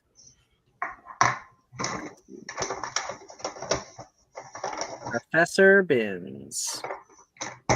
Who am I? Wait.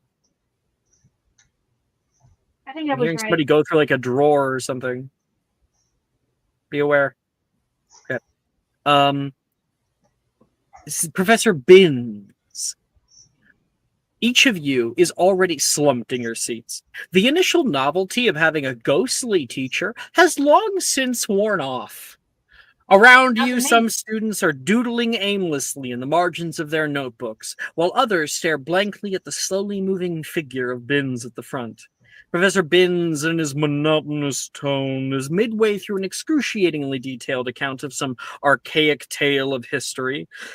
Emmerich the Evil terrorized the south of England in 1421. He was known for burning crop fields with his winged steed, Rathanax. When wizards make pacts with magical creatures such as Rathanax, we call that a what? That's right, a Rathaline link.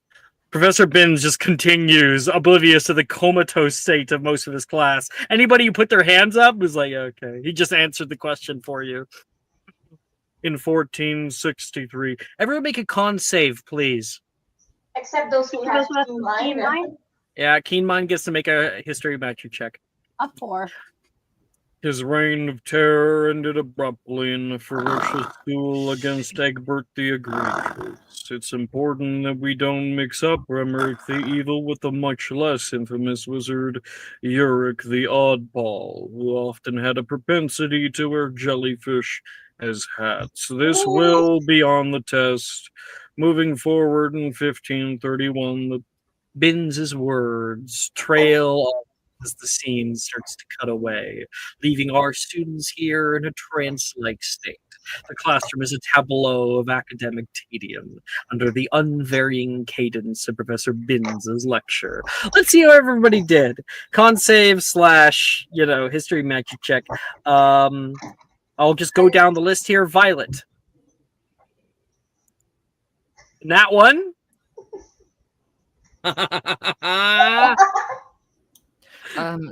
Just That's a team. reminder. Just a reminder to those of you with keen mind. History of magic checks with keen mind are made with advantage. Oh, I didn't do it with advantage though. Yep, do it again. To be fair, I got 7. It just was a nat one because I'm proficient. Yeah. And that one, just like a nat 20, brings your grade up by 2. Down by 2. You're at a T. She came in with a Pella. She already knew. Yeah. Okay. When did- can I did drop better. this class? 4th year. 4th year. Maeve somehow needs to figure out how she's going to get into university for history of magic while somehow not taking it at Hogwarts. There is no university in the Wizarding World. Fabulous. Okay, independent study, going to Muggle University. Well, Good to there go. are some post-secondary educations, but they are very, very specific. Like there's the School of Healers, there's the Wizarding School of Performing Arts, but for the most part, your There's newts are your highest apprenticeship, I level. think, too. Yeah, there's but it's not really like a university or anything like that. So, how do people do research? Normally, as ministry officials and getting grants, they work. Like there's like ministry, what are they called? Departments that do research. Specifically, the research and development section of the ministry is called the Department of Mysteries. Okay. So, Ray, what'd you get? Yeah, I redid it with advantage, and I got where did I put it? When you say you redid it with advantage, did you just roll one more time? Yeah. Okay, with good. advantage, That's I what- added advantage to my Yeah, roll. yeah. because So I it's not like usually- you rolled 3 times. No. I Cool. just redid it with. Okay, so I got 23. 23. Very nice. That's And again, like last time, I asked question for more absurd details. if you on ask this. questions, I'm just telling you right now, someone's going to attack you. It's fine. I'm warning you right now because that will affect your grade. Yeah, it is because we saw it last time. It is an established thing that if you ask questions in history of magic class, everybody must roll with disadvantage. Okay, so- but I won't. Mhm. I'll attack you for that. I'll attack you. Right? Right? The whole class will turn on Ray because we already experienced Ray asking questions last semester. Although Ray, I don't think Ray would pick up that she would get attacked. It's all good. We don't want to do that anyway out of character. As you raise Maeve, your hand, you're getting a bunch of death glares. Maeve, please. 4. Yeah, but the problem is Ray wouldn't pick up on that. You know, I We're feel just like gonna glance over it. But please, we're gonna move on to Maeve. Okay, Maeve, you got a sure. 4. Yep. D. UG, 14. still an A. You stay awake. Fiona, 22. that is still an O.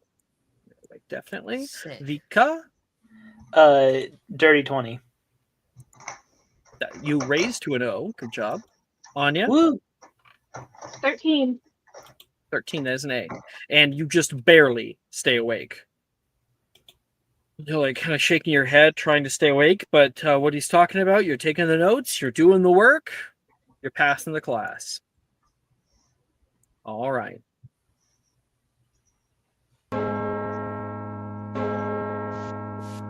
And that is where we're going to take our break. When we come back in 10 minutes, we'll be here to do Defense Against the Dark Arts.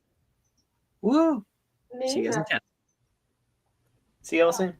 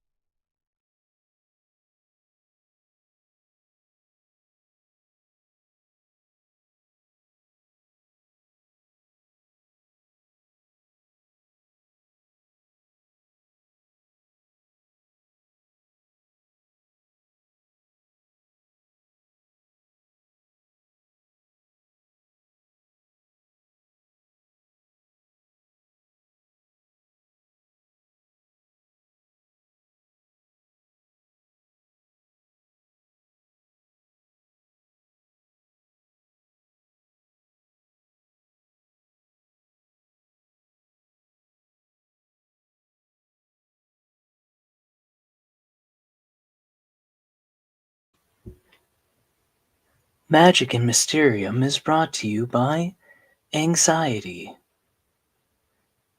Have you ever worried about life, grades, school, the usual stressors of everyday interactions?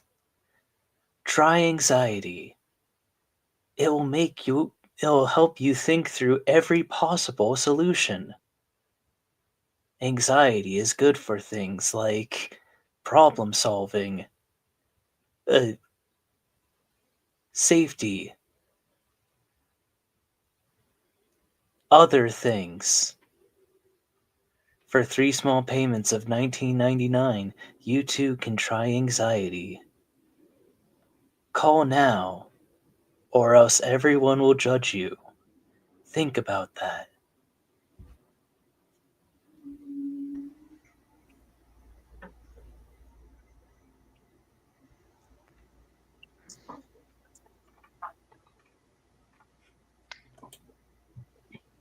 How do I get a refund on this anxiety? Yeah, I already got it for free, so I can't even get money out of it. You got like the developer copy? Yeah. I got the buggy one, the buggy version. No, those are features. Made by Bethesda. All right. Coming back from the break here, that would have been our end of day. So if you have any like double check notes or things like that, Sorry. or things like that, that would reset. Yes, Gabby? I think Ray, since last time she saw that Neve wanted notes. This time she saw that Neve fell asleep and she remembered that she wanted notes, so she did make notes for Neve. Oh, that's nice. So the next day, at the start of the day, we have Defense Against the Dark Arts together.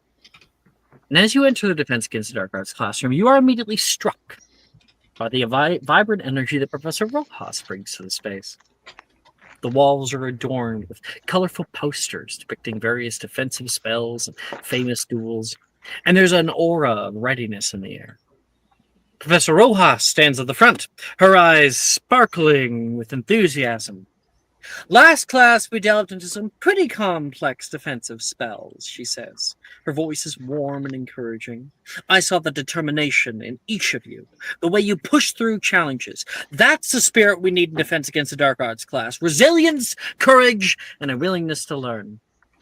She moves around the room as she speaks. Today, we're going to practice in groups. I want you to pair up and form small teams. This class, it's not about just mastering our spells.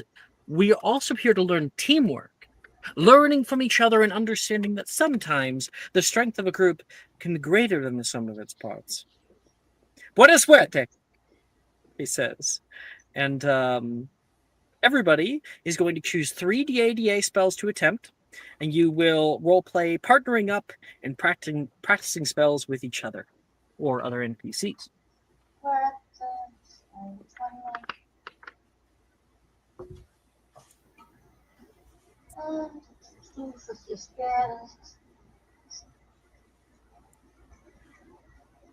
Thank you for Jess, who just gave out 5 community subs. Well, thank you, Jess. I would check your Twitch. If you're following the Twitch channel, you might be a subscriber now. I'm a subscriber. Woo! I never knew that. Oh, so it was 3 spells, right? 3 spells, yes. I was like, what did you say?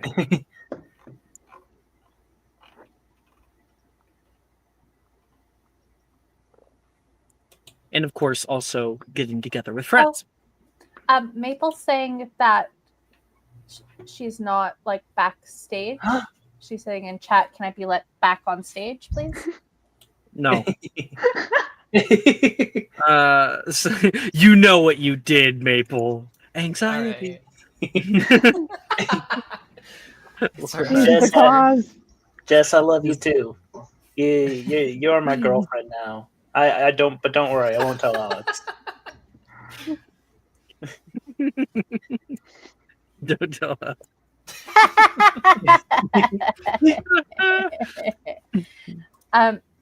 I'm so sorry. Maybe I've misunderstood. Alex, you were saying get into groups and then roll the spells. Did I miss the part where we get into groups, or are we just rolling the spells and assuming we got into groups? No, we will be role playing, getting into groups. Some Okay. people I think are just doing their spells preemptively. Gotcha. Okay. Apologies. I wasn't sure if I misunderstood you. It's all good. Who do you want to partner up with, Maeve? I mean, my guy Nolan is awfully popular, so can I like sneaky glance and see if he's surrounded by Hufflepuffs right now or not? Hey, I wanted Nolan too. Well, it's a group. We can be a group of 3. Okay. Nolan like comes out, all the girls like on his arms, like what's going on here? Ladies. Ladies, I love that TikTok audio. Shake your dress. I'm doing my work type shit. I love that shit. So, Maeve, you walk over toward Nolan. I think Nolan right now is looking from a smaller book that you haven't seen before. The cover of it is blank, and he's moving over it, thumbing it through it with his fingers. Hey, Nolan, have you found a group already? No, I'm trying to get the wand movements for this. I've been trying to get Bombarded down, but it just doesn't come easy for me. Everyone else seems to have mastered it already. Well, I'm happy to help you if I can be of help. What part are you stuck on? Oh no, there's I don't have a wand, so it gets a little bit more complicated. In all of our classes, there's a translation for wand to stave movements. I'm trying to figure out which one variant behold is for like wand, like gripping wand grip. I can't find it anywhere. Would Maeve know what he's talking about? Variant behold, yeah, like it's just a different kind of like way to grip your wand. You can grip at the end or something to cast certain spells. Maybe you have to like grab it at the length. Maybe you have to almost hold it like a pen, depending on the different kinds of spells. And he has to translate that because he doesn't have a wand, right? He has a big staff, so he's trying to figure out what that means in staff movements or staff grip. It's something you wouldn't be able to help him out with. However, Gotcha. He will, while he's doing this, go, are you looking for a group? I still have to find one myself. Well, I mean, I'm happy to join a group with you, but if I'm going to distract you and detract from your studies, I can always go find someone else. Just because you distract me, you assume it's a bad distraction?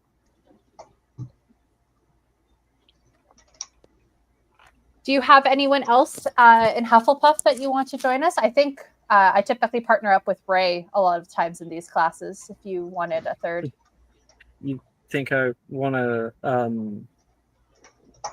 One second. I have a good sentence. It just hasn't formed in my head. Yeah, totally. I'd love to continue being with the people that I'm stuck with all year in the common room. It's my life stream. Well, I mean, you are a Hufflepuff. Aren't you supposed to be social? Isn't that your house's kind of thing? I'm very social. What are you talking about? I just said that I'd love it. He says, for those with autism, he is being sarcastic. Maeve totally picks up on it, and she's just not going to let it go. So she's like, okay, point at a Hufflepuff. Yeah, absolutely. That one, he says, pointing toward Ray. Oh, perfect. Ray is my favorite Hufflepuff. Ray, come on over. I'm not a Hufflepuff. Totally not getting the joke, and really You are thinking today. that means Nolan comes over. like He Ray places looks a hand directly on Ray's forehead, like this. And he goes, I anoint you temporary Hufflepuff. And he I raises didn't his know that hand. was a thing you could do. So then Yeah. she takes Nolan's head and then you can be a Ravenclaw today. I'm gonna roll for a little thing. Okay. And when you do that, his robes turn blue. But he does. Hey, we can sneak you into our common room later. Suddenly he casts Colovaria. He changed the color of his robes. Okay. That's our group of 3 formed. We can keep going, or do you want to get the other group settled? Nope, that's good. We just like to kind of create the group, and then we'll do the rolls after. So that's Maeve and Ray are now in a group. Anybody else have anybody they want to snatch up? I'll snatch up Sally. Visotski! She yells across the room and runs up toward you. I was this close to getting Violet to getting lost in the dungeons. He's close. Well, Violet is a fickle one. She'll get lost in the forests. Fair enough. Why would anybody go in there? It's filled with all sorts of things I do not have to lie about. Terrifying. Vika will say, why would anyone go there indeed? Violet's... she's a Gryffindor for a reason. They don't think like we do over here in Ravenclaw.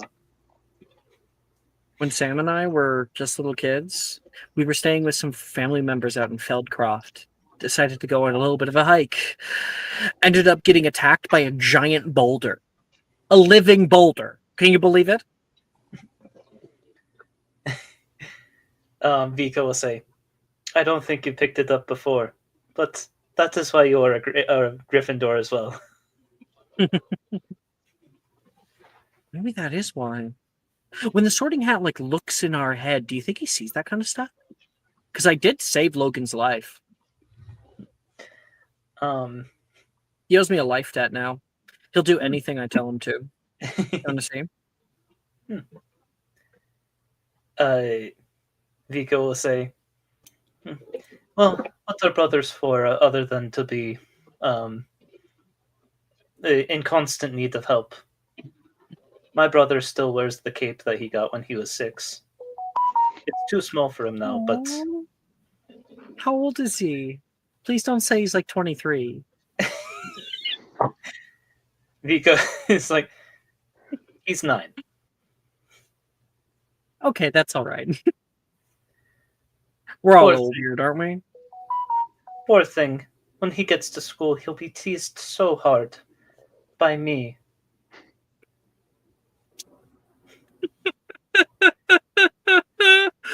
Vika, I think you have your group. You and Sally?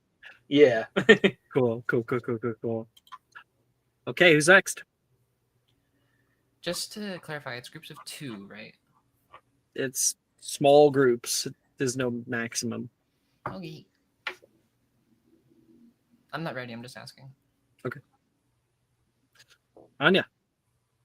And then I was hoping to be in a group with Billy and maybe I'm gonna say this wrong and I'm so sorry. Saoirse? Saoirse.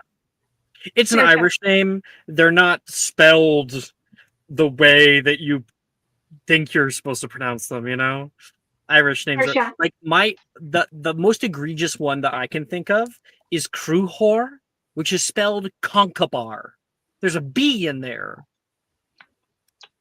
Well, I have heard of names like Colbert, which is like Stephen Colbert. Like that one's with a B and it's a silent B. So It's okay. Lion, part of the problem, it's Hiberno English instead of our form of English, so the way they pronounce the vowels is different. I'm Mhm. repeatedly told by my fiance that I'm pronouncing my future last name wrong, so I've just given up. you just gotta practice at it, Kay. You'll get it. You'll get it. Lion. So you are walking around the room where you can hear. Give me 2 seconds. Well, last year I tried out a few of these. The jinxes went just fine. I was able to get Densogio. Yes, I remember. It costed me. Billy says back to Saoirse. Oh, right. Sorry about that. Can we not do that one today? I don't want to have another hospital ring visit. That's when you walk up. Hey, do you mind if I join your group? I would honestly prefer it, Billy says. I'll play target practice for Saoirse. Don't worry, I got you. More crash test dummies for my enjoyment, Saoirse says. That was a joke, by the way. No, It was yeah, a joke, come on, Billy. let's do it. Hit me After with your best shot. last semester, I'm not quite sure about that, Billy says back. Yeah, come on, Billy. Give her your best shot. I'm not throwing spells around at my friends. Billy seems really We'll off-put still by be the your idea. friends when this is over. Would I hurt you?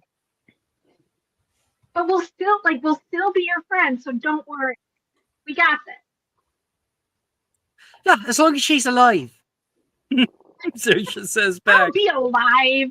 They won't let me die this early.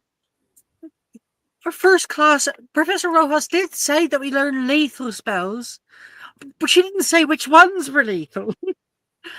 I need to read these up first. She's gonna start Okay, then going we'll go over them. first. Right. Densogio. Cast it on you. And the spell rebounds back at her. And her 2 front teeth grow extra long like a beaver. Did it work? Sorta.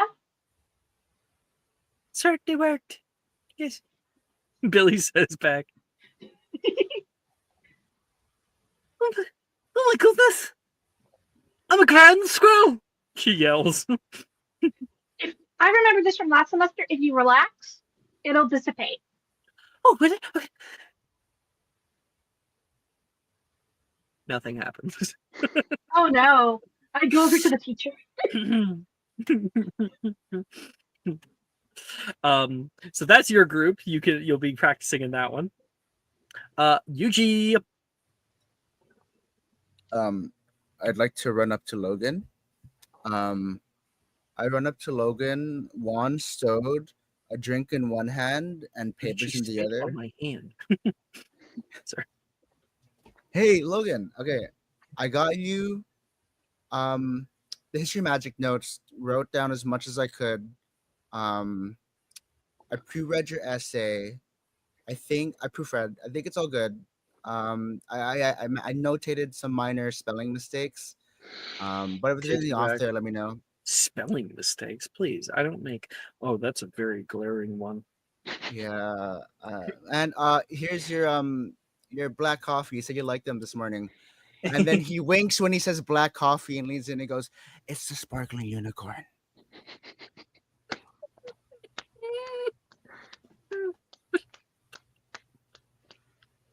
I like to think he did put black coffee on that list of yours. Like he did put that, and somehow you found out his actual favorite.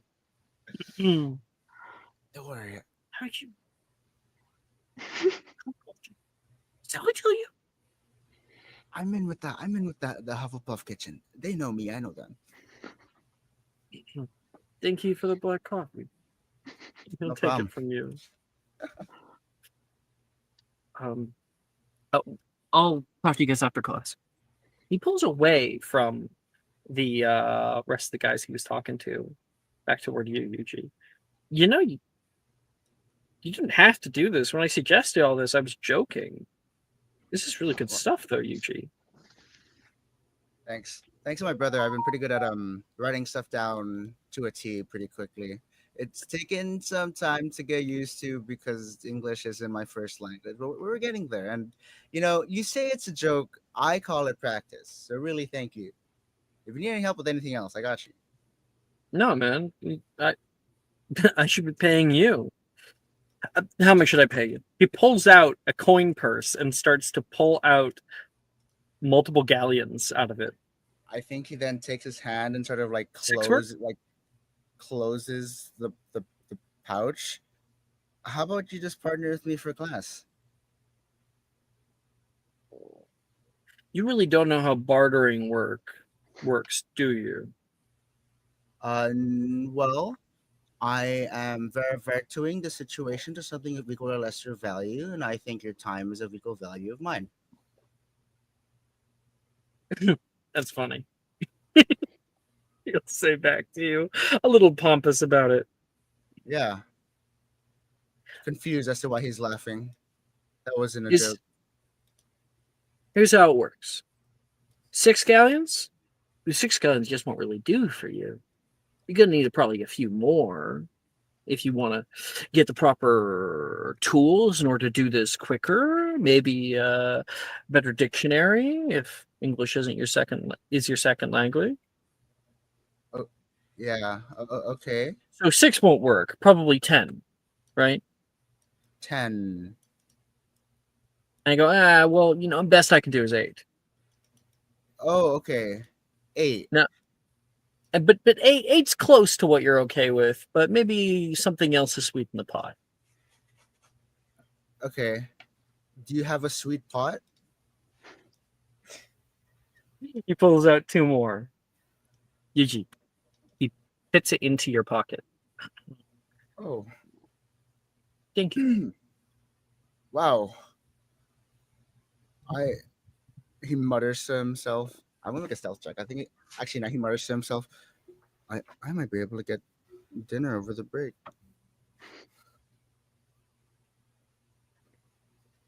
I'm gonna make a perception check for Logan. No, he doesn't hear that. Okay, good. I have proficiency. Now, if you want to partner up, we can do that. That's friends. Okay, great. Yeah. So, partners? I don't like owing people. Sorry. I don't know what that means. Logan, hop on 1 foot. What? Like this? He jumps on 1 foot. Why? And then Sally looks back to Vika. Goes, see, he'll do anything I tell him to. Is this part of the bartering process? And he follows along. Oh, Sally's just being weird. Okay. Oh, come on, let's do some stuff together. You have a friend who's teaching you how to barter. Yuji has lots of friends. He collects everybody. He has Janice. I'm adopting Yeah, everyone. he has his own harem. Okay. He has Taylor, Rin, and now Logan. And Violet. And Violet. You're collecting the different houses like the Infinity Stones. And in 4th year, I'm getting Durmstrang. Fine, I'll do it myself. If class president were a thing at Hogwarts and it was popularity, I think Yuji would be it. Everyone gets free kittens. He likes so much when he's on the street in the break. He comes back with arms full of stray kittens. Yuji actually just becomes a crazy cat lady. Violet, I don't think you had a group yet. I do not, which, to no surprise, it will be Wilfred. And I'm going to throw in Darcy. Fucks. And Darcy. Good. Yeah, I think the two would partner up together if you went out of your way to be like, yoink, yoink, Yeah. Wilfred was like, I have a really funny thing, but I need to practice the spell first. What's the spell? Have you heard of Spongify? What's your plan with it? Have you heard of it though? Well, yeah, I'm not stupid. Yeah, me neither. And for those of us that for the people who already know, just like a little recap as to what spell that is. Darcy tries to wheedle in. She just hugs Darcy. She's like, "It's okay." Darcy looks down. It makes things spongy, especially the ground, and it can negate any kind of fall damage, or if you fall from a great height, you kind of boing. Oh, that sounds fun. Yeah, it is. Professor Rojas really prides herself on a safe and welcoming environment for this class. I can't help but notice, though, that we're on the 4th floor, and those windows look to open outwardly. Are we shoving Gemma or Sally out? Because I have a vendetta against both. What? No. What? I'm not. Violent. That's violent. Violet. Violent. He thinks for a second. Sorry, are you saying you want to hurt somebody? No. You just said you would spongify, so Violet technically, said that.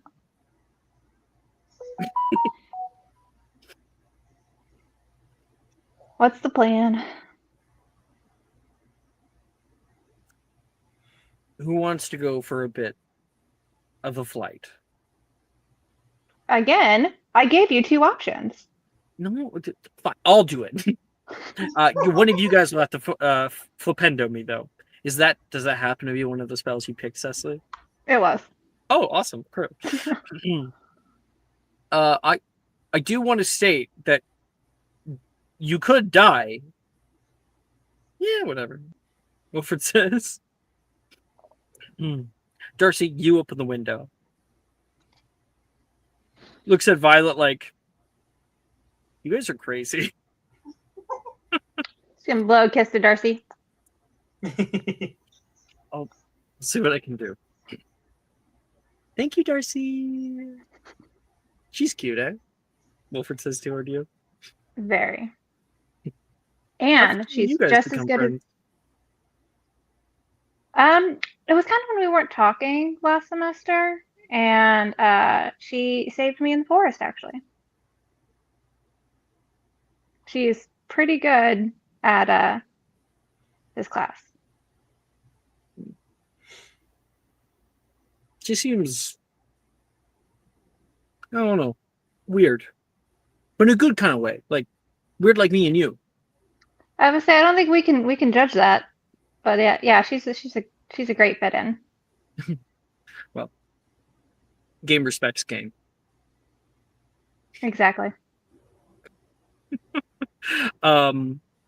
Darcy's able to open up the window there, and shit will happen in a minute. Violet has her. I think Fiona still is the last person who doesn't have a group.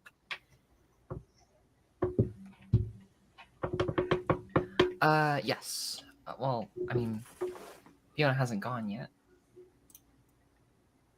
I think Fiona is gonna walk over to Vika and Sally. Ooh. See, he'll do anything I tell him to. It's like a superpower, but I only like to use it sparingly. Well, you only have to use it as long as they can remember. So, you can use it as often as you like.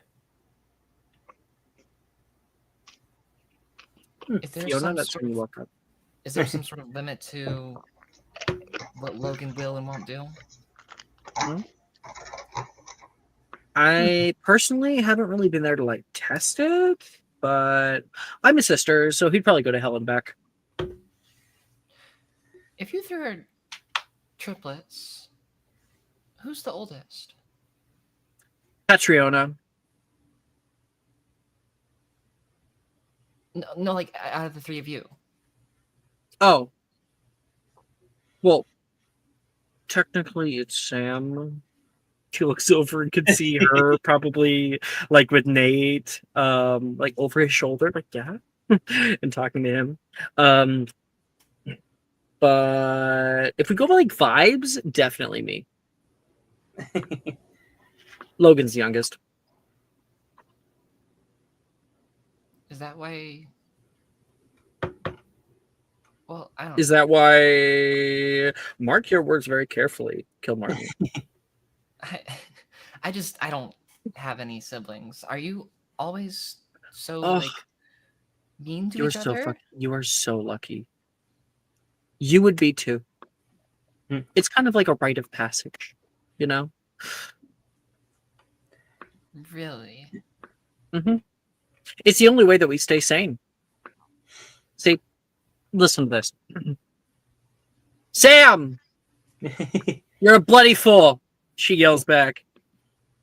And Sam yells back like, okay, worm eater. See? That's how it goes. This is just how it is all the time. Oh, it's even worse when you have the rest of our siblings. I might be big dog when it comes to my sister and my brother, but the rest of my sisters, Vika will say, you know, where I'm from, it's very common for people to have a lot of family. But like a lot of family and a lot of trusted friends. So I know that I have a lot of aunts and uncles, but I'm not entirely sure how many of them I'm actually related to. Just anytime anyone comes to visit, it's an aunt or an uncle. wait a minute, I think I got Catriona wrong. I did. Sorry, I actually said the wrong name. Wow. It's Let's make it Norwanina more. and shit. Too There's many one people above to keep Norwanina. track of. This is what happens when you have 5,000 NPCs.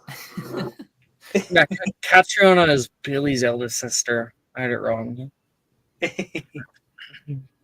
could just retcon that she said the right name. It's all good. Yeah, she said whatever the name is. She said it. It's gonna eat away at me, so I have to look it up. It's give me a like second. it's like that joke in Fairly Odd Parents where it's like, oh, what's your name? It's like, oh, well, my name is Oh, but everyone just calls me Dad. Norwanina is their eldest sister. There's Farabelle, who is in the middle. Norwanina is in 7th year as well. Okay. Oh, what happened there? Cecily gone. Oh no, Cecily. Oh no.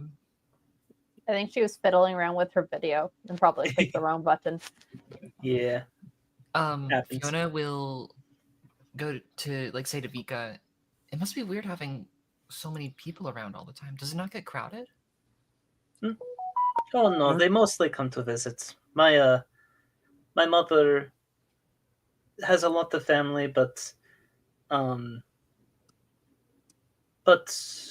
you know, it's kind of a weird situation with her and them. So they mostly just visit. Huh. Plus, we have like the whole estate.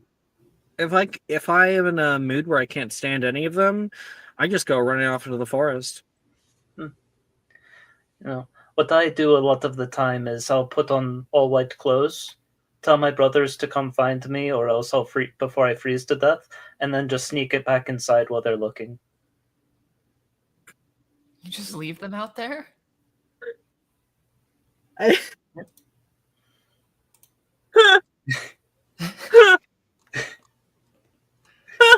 Oh, that's a good one.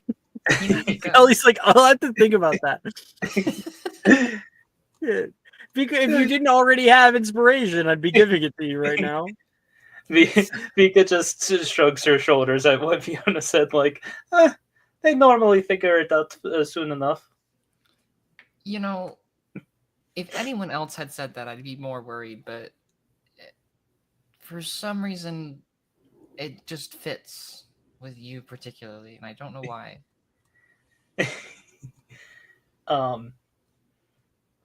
Vika will say, natural born rule breaker right here. Damn straight. 5. All right, so we got our groups. Let's get those rolls. If you haven't done them already, you can definitely do them now. Who is ready?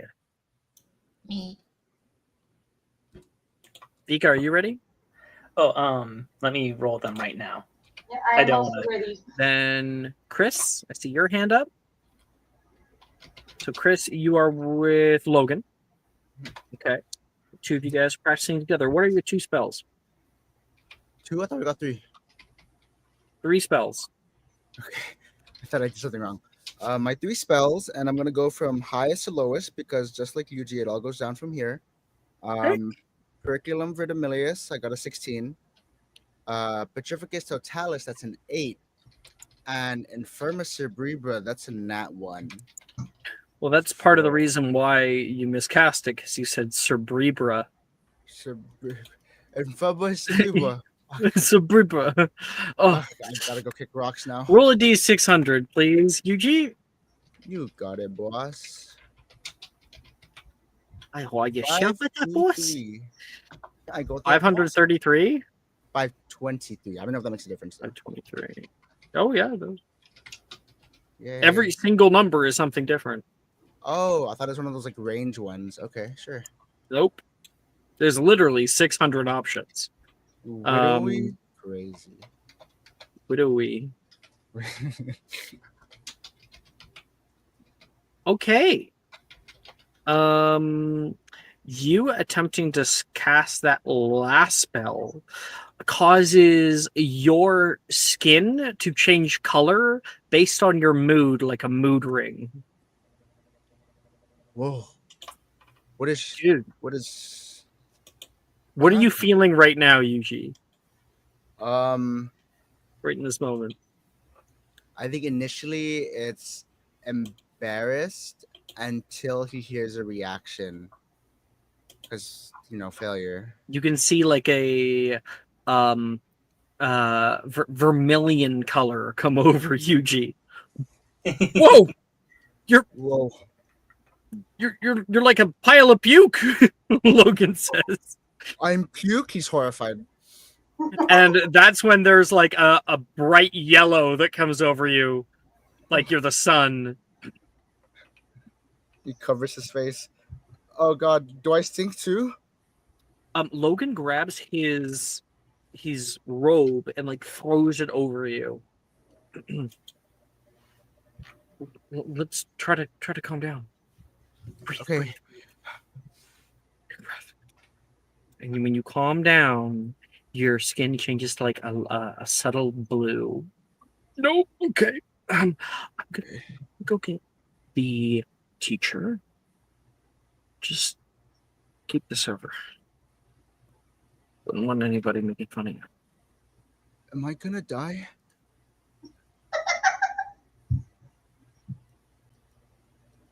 Don't worry about that right now. Don't worry about that. And he goes out, Professor Rojas! And that's our scene with Yuji. Yuji, your grade goes down to an E. What? Only an E? You're at no. That was a nat 1. Oh. A. That's right. Okay. I also saw Violet put up her hand. You're with Wilfred. Well, actually, I want to save yours for a little bit, so we'll come back to Violet. Ray, I saw your hand up. Anya, are you ready? No, it was Maeve. Oh, no, it wasn't you. It was Maeve. Maeve, are you ready? Yep. Okay. So then what are we practicing, guys? So I did in order of the worst to best.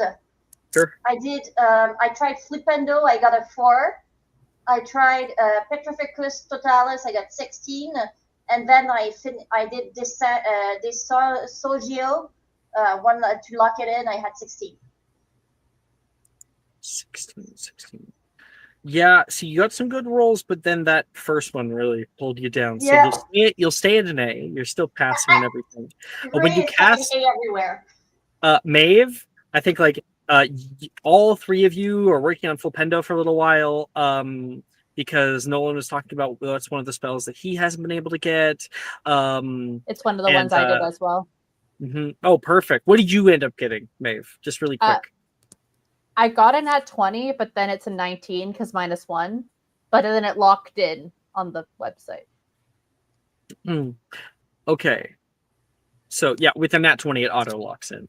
Cool. So, Maeve, like, you're going over it, teaching everybody. You cast out Flipendo. It works out perfectly. You can see one of the training dummies go flying backward. Woo! Nate goes, not Nate. Nolan goes, woo! I heard that. He gives it a try. There's a whack, and the training dummy just kind of goes back and forth. Did it work? Kind of. It didn't go flying, but it moved backwards. That's progress, he says. Ray, your turn. Ray. Okay, so I tried. I look at my wand. I look at the dummy, and then I'm like, I'm not quite sure. And I'm like, Flipendo. And your non-surety is what impedes your casting here. Flipendo, you cast out, and it rebounds. Instead, Ray gets shunted up into the air. Back, you hit the side wall, and as you're coming down, your robe gets caught on one of the unlit torches, or like the torch holders, and you're hanging there above everybody else. I think Maeve runs over Did it and work? helps her get down. Nolan says. Yeah, definitely. Ray, what are you doing up there? It worked so well. Oh, should I get the teacher? He says to Maeve. I think she noticed. Maeve? I mean, how far up is she? Can we just get her down, or? Oh, she's like, because it's a vaulted ceiling. It's very. Oh, gotcha. Professor, we need your help. And we watch as Professor Rojas is like lifting Ray with a Wingardium Leviosa off the wall and then down. I've got you. Don't move. Please just leave me there to die. I think like Nolan like gives like Ray like a rub on the back. Like, it's okay. You're not the only one. I feel like we should wear you protective gear. Also got stuck up in the on the ceiling. Okay, so Ray, I think I got your grade. I think, yeah, it was an A. Maeve, you got the nat 20. That's very good. What was your other 2 attempts? Infirma Cerebra, which was 13, but then I got Digitus Wibbly at a 6, so I failed that one. I still would have ended up giving you an A, and then bump up 2 from there, ends up being an O. And 5 points are given to Ravenclaw again. Thank you, Professor. Eclipsing. Okay. Who do I have next? Because I'm saving Violet. I got UG. We got Vika, right? I just I rolled Vika. I used both my inspo and my double check notes, but Wait, and Fiona's with you, right, too? Fiona, you're ready, I'm guessing? Yes. Okay, cool. So, Vika, what were the spells you got? And Fiona, be sure to tell me if you did any of the same ones. Vika? 22 on Locomotor Mortis, 27 on Digitus Wibbly, and then 17 on Petrificus Totalis. Which I also did. No. Woo! All right.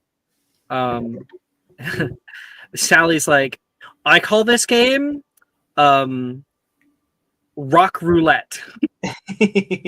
And we're all standing in a triangle like the Spider-Man meme, you know? And we've got our wands there. On 3, we're all going to cast Petrificus Totalis at one person of your choice.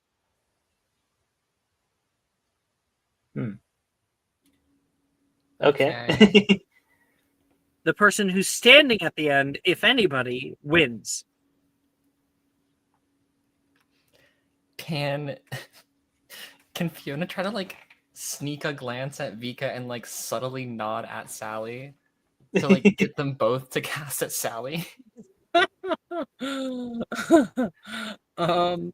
have Vika make an insight check. All right, let's see here. Do insight.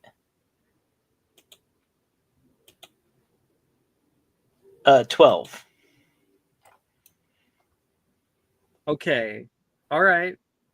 You don't know why Fiona is looking at you like that. All 3 of you, I want you guys, well, and Sally, I've decided for Sally already. I want you in your hidden chat to tell me who you target.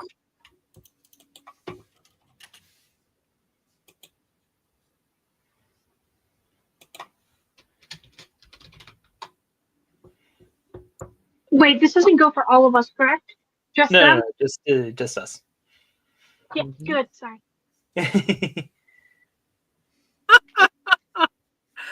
On 3. 1, 2, 3. Petrificus Totalis. And Vico, who do you target? Fiona. Fiona, who do you target? Sally.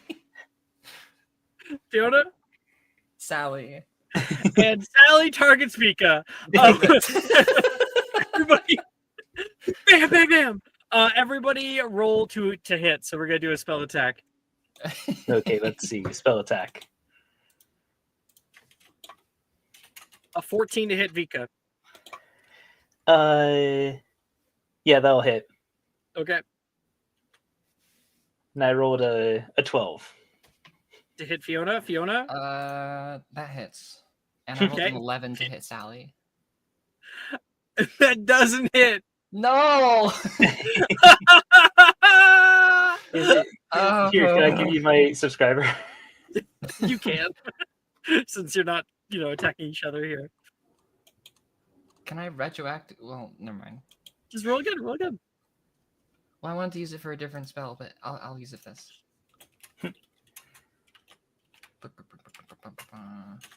You got this. 16. Woo! That hits. Bam, bam, and all 3 of them, bang, bang, bang, bang, bang, bang, bang, bang, hit the ground. And when they hit the ground, it's like they have been turned to stone. Not that they're brittle, but rather when they hit the ground, they bounce a little bit. There is a loud bang, a trifecta of them that that sounds the room around, and all 3 of you hit the ground, unable to move. You can't barely speak through your lips. Like you can move your tongue a bit, and you can move your eyeballs, but that's it. Sally starts laughing, which is the creepiest thing when you can't move, when you can't smile. Can I ask Meave if she still has her camera?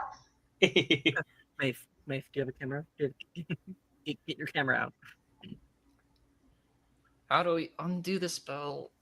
Got you. Don't worry, it's going in the yearbook. The unschool section yearbook that she's compiling in the Gryffindor comment room. And that's our little snippet of Vika, Fiona, and Sally trying it out together. I got Vika's grade. Fiona, how'd you do? My Petrificus Totalis was a 14. Uh-huh. I had an 11 on Locomotor Wibbly. Yep. And I had an 8 on Flipendo. Yeah, so obviously that's the Flipendo is a failure. But overall it doesn't change your grade. You're still an A. Just so you know. Yay. I'll take it. Hey. Anya, you're second last. Or you get to Violet. Anya, you were in a group with Oh, Saoirse and Billy. Billy. Yeah. What else I- did you work on?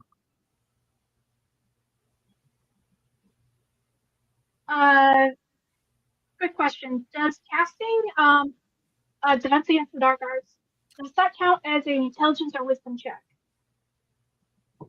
Neither. Defense Against the Dark Arts Neither. is a completely separate sort of thing, right? So Good to when we know. cast Sorry. spells, well, I'll explain. When we cast spells, I gave during character creation School of Magic modifiers. You'll notice that there are mostly jinxes, hexes, and curses, the purple spells that are being taught in this class. However, there are 2 charms as well. And charms are the blue ones. Each different school of magic mixes with a different type of check. However, that doesn't make them wisdom or intelligence checks. So the wisdom intelligence, wisdom is used in divinations casting, intelligence is used in healing.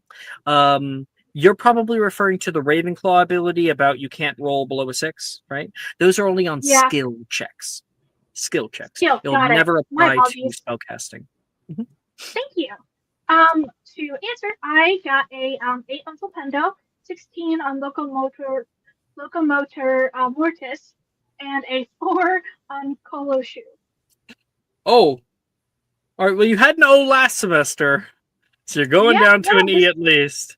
Yep. You learn very quickly that you're not the only one who struggles in this class. Both Billy and Saoirse are terrible at this. I want the 3 of you to roll a D600. Not again. Oh, that's gonna be something. Again? And you think that we're problematic. Oh, 321. That's middle of the road. Can I get to cover? We're about to see.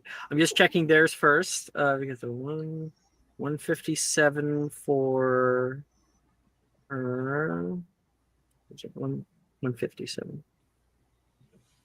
I've already been stuck to the ceiling once today. Great. Awesome. Okay, that's something. And then Anya, you got 321. Yep, 321.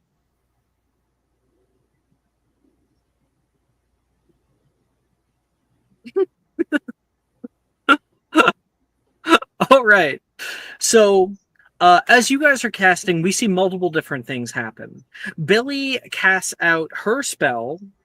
Actually, I'll say, yeah. But Billy casts out her spell, trying to cast out Locomotor Mortis. She casts, and her wand, nothing happens for a second. Oh, come on. She puts it close to her face, and it touches the brim of her nose where she has her glasses, and her glasses grow crystals on the outside. Woo! She throws her glasses on the ground. What was that? I can't see. Saoirse's laughing in the background. It's okay. I can reverse this. She's going to put her wand down and cast out her spell. And when she does so, there is a little flame that appears at the tip of her wand. Come on. And she starts flicking her wand left and right to try to get it to go out. It does not go out. But instead, when she flicks it to one side, a little ember flies off of it. When she flicks it to the other side, and another ember flies off. And very quickly, there's little flames that are coming up from all around. Finally, it goes out. Oh, there we go. Go! Oh no! There's a fire in the class. Huh? Can I try Aguamenti? Sure, but it's not going to work. Instead, we're going to get your miscast, which was 321. You cast out Aguamenti, and when you do so, anything metal in the room flies toward you. You can hear the screeching of desks. Oh, some of the metal that's in the training dummies flies over toward you. People's lockets fly out of them, and everything slams onto you. Can we do that? It's at the same time I'm on the ceiling and the lamp I was stuck at also starts spinning.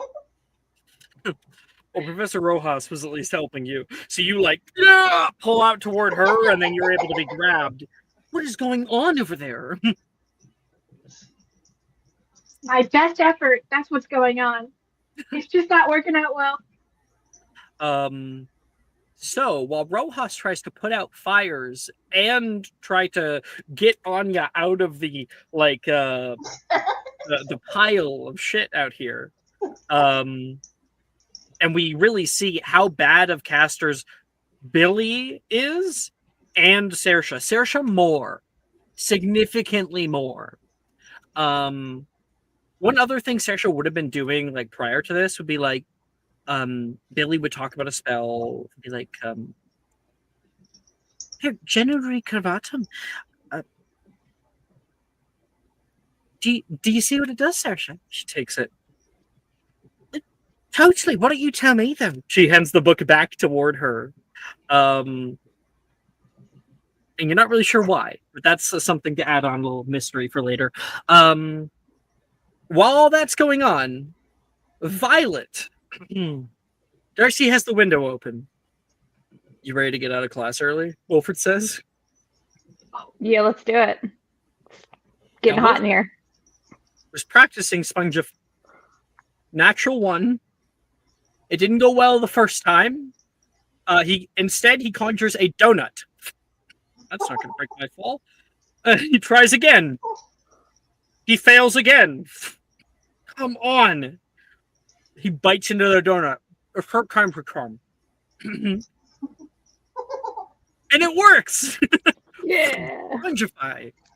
Bound to get it not eventually. Latin, by the way. All right, let's do this. Wilfred says, I think I got it. All right. I'm ready. You ready? Gives you a wink. He takes a few steps away and goes, Professor! He waves at Rojas as she's pulling Anya out of the pile. Huh? She looks back. She's exhausted from this class already. There's a bit of smoke coming up, and Wilfred's I've been training with Violet. See what we were just able to master. Violet, show her. Flipendo. Wilfred, I think that I'm a little busy right now. Flipendo! You cast out. What did you get on the Flipendo? 12. Okay, that's a success. And let me grab your other 2 spells while we're at it. I got an 18 on Petrificus Totalis and a 21 on Locomotor Mortis. You have an E in this class. You cast out Flipendo on Wilfred. Directly behind him is the window that is currently open. He goes flying out toward the back wall. Normally someone would hit the wall like Ray did, but instead, with the perfect angling, and these are thin windows, he flies right through it. You can hear him running. Professor Rojas screams, runs toward the window with her wand, trying desperately to cast out Arresto Momentum. And you guys hear... you guys hear a thud. Wilfred! She screams out. A bunch of people gather on the windows, and you can see Wilfred laying in the north courtyard with a bunch of people starting to surround him, and he's like this. He's splayed out. And Professor Rojas goes, class is dismissed! And she starts running straight down the stairs. And then, while she runs away, Violet, Darcy turns to you. Did we just kill him? I was just joking about the dead body this morning. And then you looking down the way, you can see Wilfred. He gets up. And he books it. out of there, and like a minute or two later, like 30 seconds or so, you see Rojas get down there like, where'd the kid go? So Nolan, have I got a story for you? High five, Darcy. Missed early, so that's really nice for everybody. What's going on, Logan? What's with all the footsteps? What's the... The screaming, the fires. I don't know what's going on. I'm just thinking about poor Nolan who hear all of that but has no idea what's happening. Yep. I think he'd be really worried about Wilfred, actually. He'd be like, he likes Wilfred. So That kid won't die. Not that easily. A few different things. Yuji, because Rojas is a little preoccupied, you will have to go to the hospital wing. Logan will take you there. Saoirse also has to go to the hospital wing because Densagio is one of the spells that you cannot just reverse, like we saw. She can't just release it. You do have to go to the hospital wing to get your teeth put back in to the proper Unless place. you're me. Yeah, unless you're Violet. A little fun thing, that is a canon thing because it's cast on Hermione. Bullies do it to her. I think she goes to the hospital wing and she lies to Madame Pomfrey as to where her teeth were to get straight teeth. So yeah, that would probably be a very interesting conversation going home to her parents who are dentists. Right? And they're like, I went to a magical dentist. Yeah.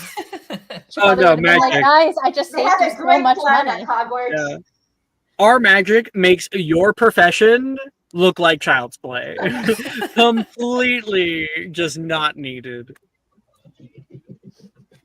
Okay, and that is the ADA class.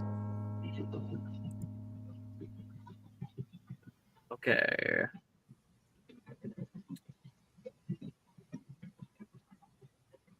Yeah. I'm done here. There goes my only O.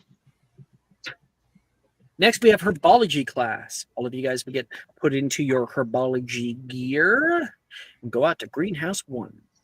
Inside, it's humid, filled with an earthy scent of fertile soil and verdant plants. Sunlight filters through the glass, casting a glow on the myriad of magical flora housed within. And at the center of the room, a large table is set upon. A large table is set, upon which rests an array of peculiar-looking plants. They kind of pulsate a bit. Professor Longbottom, with his hands protected by thick dragonhide gloves, and he has big goggles on and stuff, and he's got padded armor that's also on him. And all of you guys would have to be wearing. Because today we will be studying the fascinating bouncing bulb, he says, his voice kind of muted through a mask that he has on. Sorry, Professor, could you repeat that? We're reading about the bouncing bulb today. The dancing bulb? The bouncing bulb. And that I think he said bouncing. He takes the mask off. We're gonna be learning about the bouncing bulb. He the bouncing bulb gyrates a bit for a second, and he winces. As you can see, bouncing bulb can be a little bit of a handful. You can see purple onion-like plants jiggling on stout green stems. Quite literally, they're known for being restless, especially when they're young and full of energy like they are now. I will show you how easy it is to take your bouncing bulb by grabbing it myself. Everyone has their protective equipment on? Saoirse, get your mask on. Yeah, I think at this point, Ray is just gonna be kind of titanized and then turn around and leave the class. Just nope, not for me. You go, the door's locked. Yeah, Yeah, No. you're a 13-year-old. You're not being allowed just to leave class when you want. It's not university. No. Um, She's gonna hide under one of the under some kind of so we see Ray like listening to the class, seeing these weird things, and seeing how scared Professor Longbottom is, and we just see her like.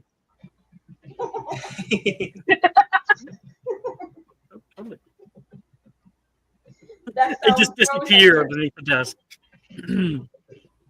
He's gonna grab onto it. I'm gonna roll. Nice. Yeah, he is a good herbologist. Grabs on and like you can see it jolt underneath of his breast. See, nice and easy. I think like it jumps toward him and he like. This is why we have the padding on today. He's just trying to give you a kiss. Funny thing about these plants, unlike some other ones, like the screech snap, they do not bear any kind of mouth. Thank goodness. Now, once you've been able to wrangle your bouncing bulb, we can notice the sheen on its surface. So you can tell they're in good health. Little bruises and whatnot, those show up when they are in poor health. Now, you'll need to sever the vine here, he indicates, holding on one hand and a knobby section of the vine just below the bulb. You'll use a precise snip of your shears or the findo if you know how. Be mindful. They can sense when they're about to be snipped and might try to bounce away. He snaps onto the vine, cutting it through, and the bouncing ball will try to get out of his grip. Yeah, and it does. Boom, boom. He grabs his wand and bulb. It flies back toward him, and he grabs onto it. He hits the ground for a second. Everyone's like, tries to look over the table, and he pops back up. I've got it. Sorry. Professor, Once liberated, we're gonna carry it over to the cutting board. We're gonna find the true challenge. What are you saying, Kay? Dave was just going to ask Professor Longbottom, like, is there a reason why they need to be alive while we snip it? Like, could we not, like, kill it before that? Do you want to ask in character? Yeah. Professor Longbottom? Yes. Question. This seems like a lot of work.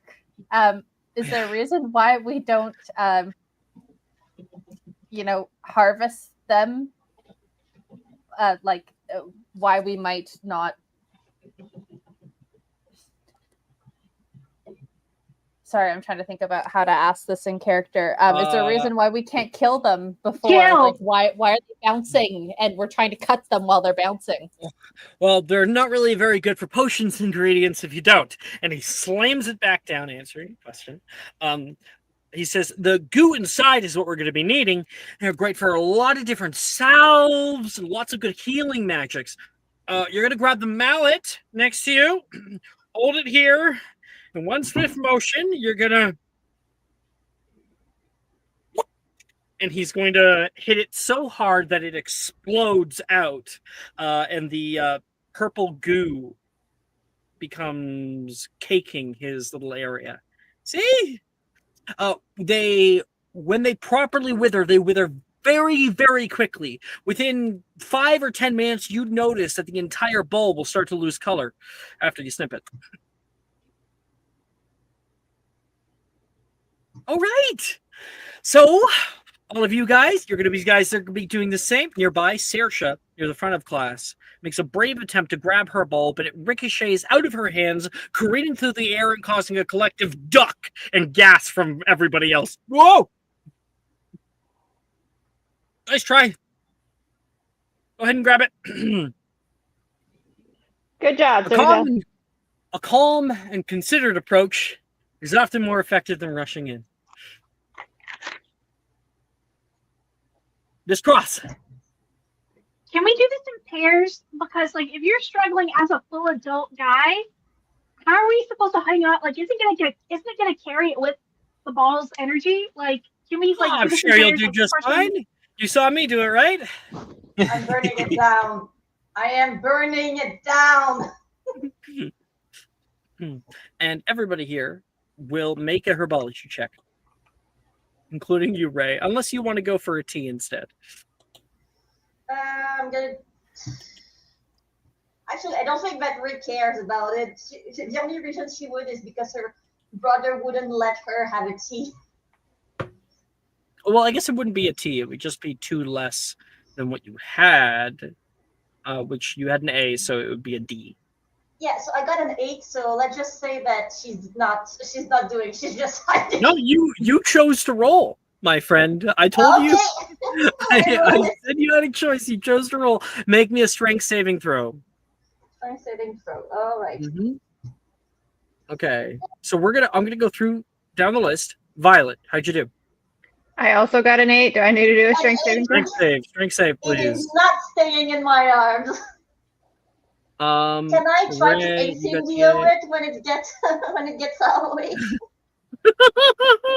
Hoping these rolls are going to be better for Quidditch. Ray's gonna burn down the greenhouse in first year. I'm fine with it. I will let you, but you're gonna have detention. Okay, if Ray, like at this point, she's like, you may make flight an or fight. attempt at incendio, Ray. Incendio. Maeve. I think I have it locked in. Okay, Maeve. 19. Okay. That's pretty good. You don't need to make a strength save. You're good. And 19 is only 1 less. I'll let you keep your own. Yuji. Thank you.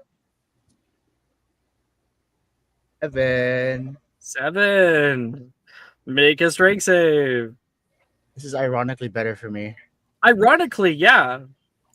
I thought the same thing. 19. Yuji, your grade goes up. Okay. He just puts his hand down. No technique. It's just brute force. You hold it there. It's like you can feel the pressure building up from it, and you dig your fingers down, and I feel like you don't even use the mallet. You just rip this thing apart with your bare hands. How'd you guys all do this? This is hard. They all have mallets in their hands, like, oh. Fiona. 28. Ooh, that's nice. You don't need a strength save. You're good. Vika. 14. Make a strength save. Okay. 11. Your grade goes down to an A. Ugh. Anya. 20. First good class grade I've gotten this semester. 28. No, just 20. Just 20. Just 20. All right. That's a solid O. You don't need a strength save. So Anya, Fiona, and Maeve, you guys do just fine. Everybody else, the moment that you grab it, you can feel the thing rebound up and start violently throwing you around. Some people, it shoots out of their grasp. Yuji rips it apart. Violet, yours hits the top of the roof, hits the bottom of the area, hits into like Billy's bowl.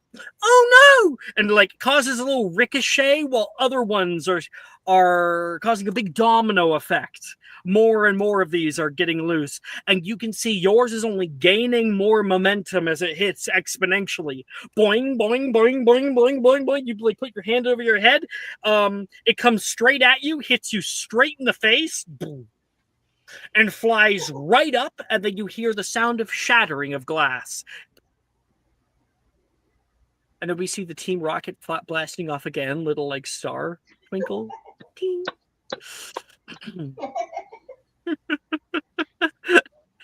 Oh, Violet, are you okay? Wolf like grabs onto you, and that's when Flame, Ray, like get away from me, is casting out Incendio to stop any of these things from hitting her.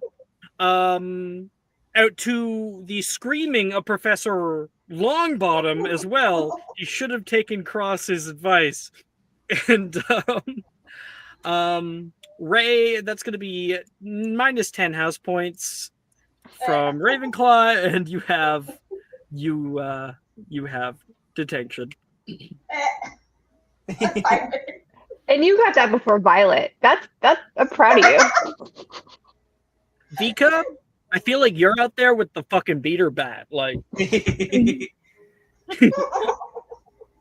Yeah. make a strength attack. Ooh, okay. Strength attack. So just roll strength. Yes. Okay. Oh no, plus proficiency. Okay. So +2 basically.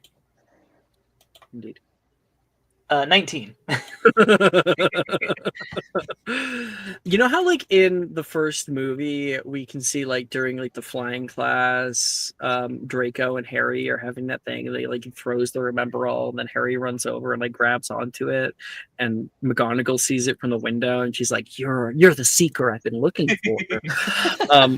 We have a similar thing, except it is Professor Flitwick, who's currently like putting a book back in the library. You can see a bit of like a kerfuffle happening from down below. And then there's Vika with the fucking beater bat that she pulls out of her bag. Beater bats are like short bats. They're like half-size bats. And Vika starts hitting left, hitting right. One comes straight at her, and she knocks it out of the park. It also shatters the top of the greenhouse and goes flying in a very far off direction. And Flippick goes, Woo! Go Ravenclaw! My oh my! And he's going to turn around to go down the stairs to go get Vika. Actually, no. You have charms tomorrow. He'll just see you then. Okay. I think we found our beater. All right.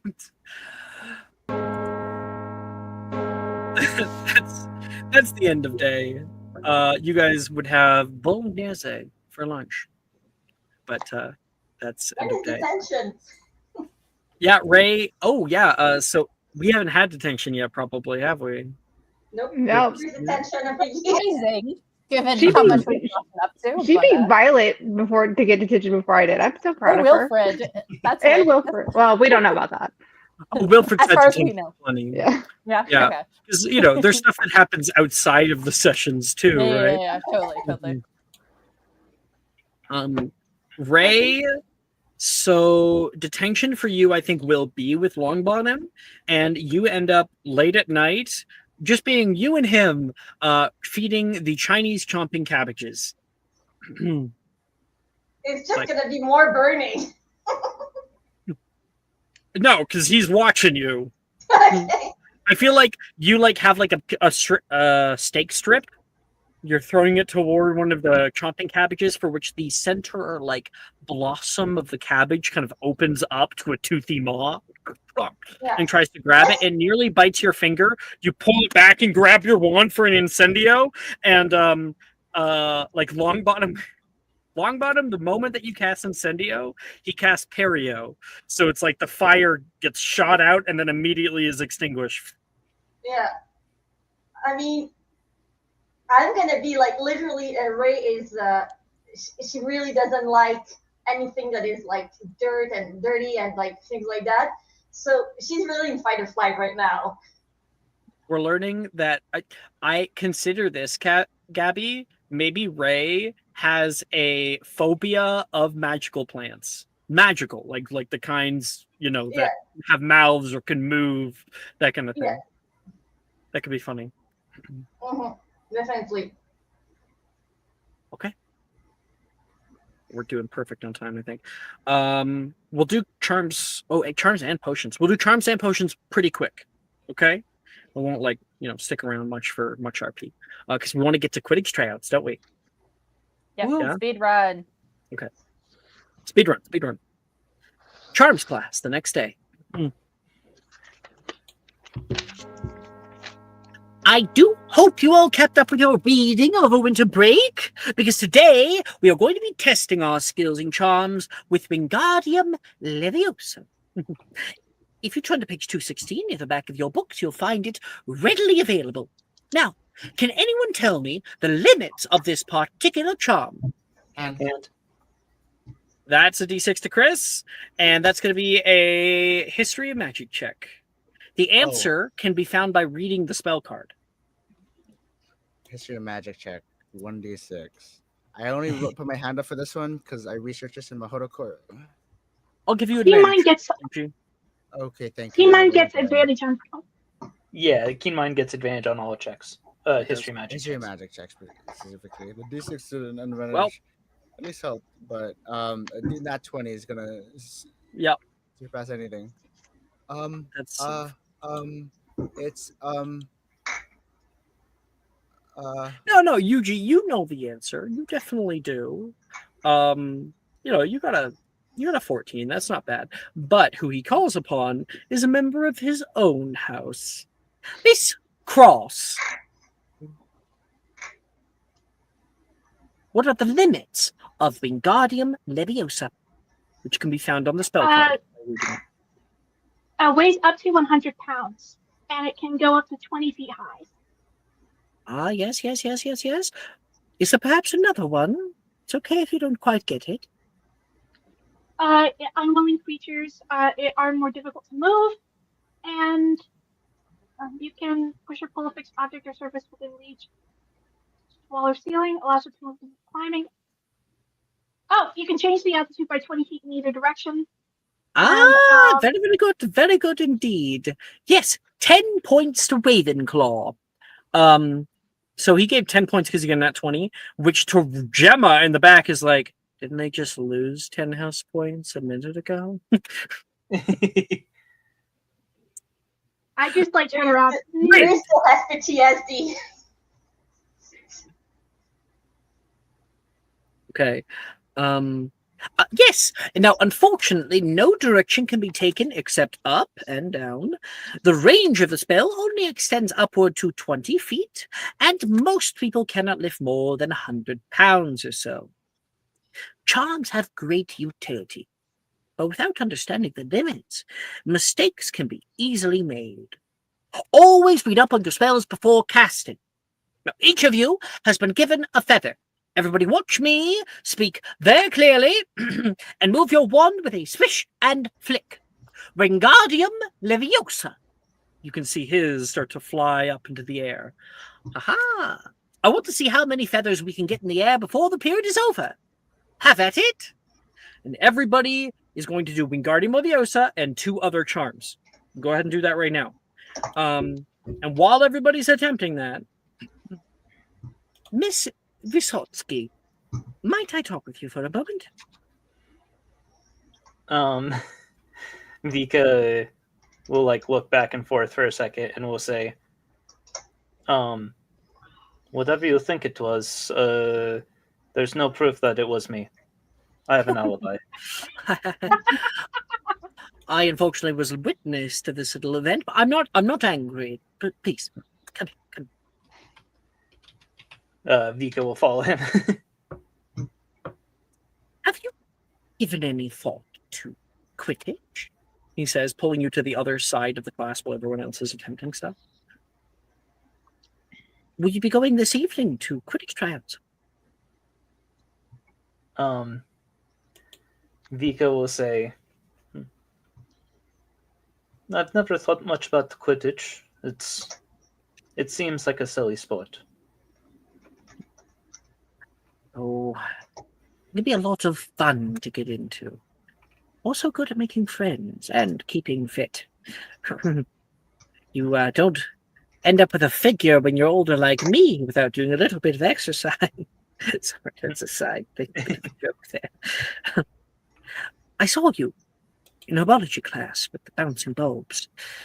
I will admit they can often get out of hand. You handled them quite nicely with that bat of yours. I assume you already were a Quidditch player. Nice. Wait, so if I play Quidditch, I would get to hit things? I thought that you may do very, very well as Ravenclaw's beater. We had one of our foremost greatest beaters graduate last year. We've been looking for somebody to fill the roles. You seem to have a good right hook on you. Vika, I think Vika is thinking about it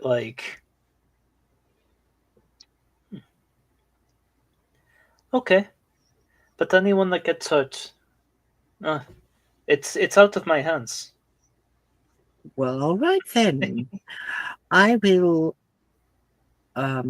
speak to Mr. Tobias Craigshaw, the Quidditch captain, and extend my recommendation.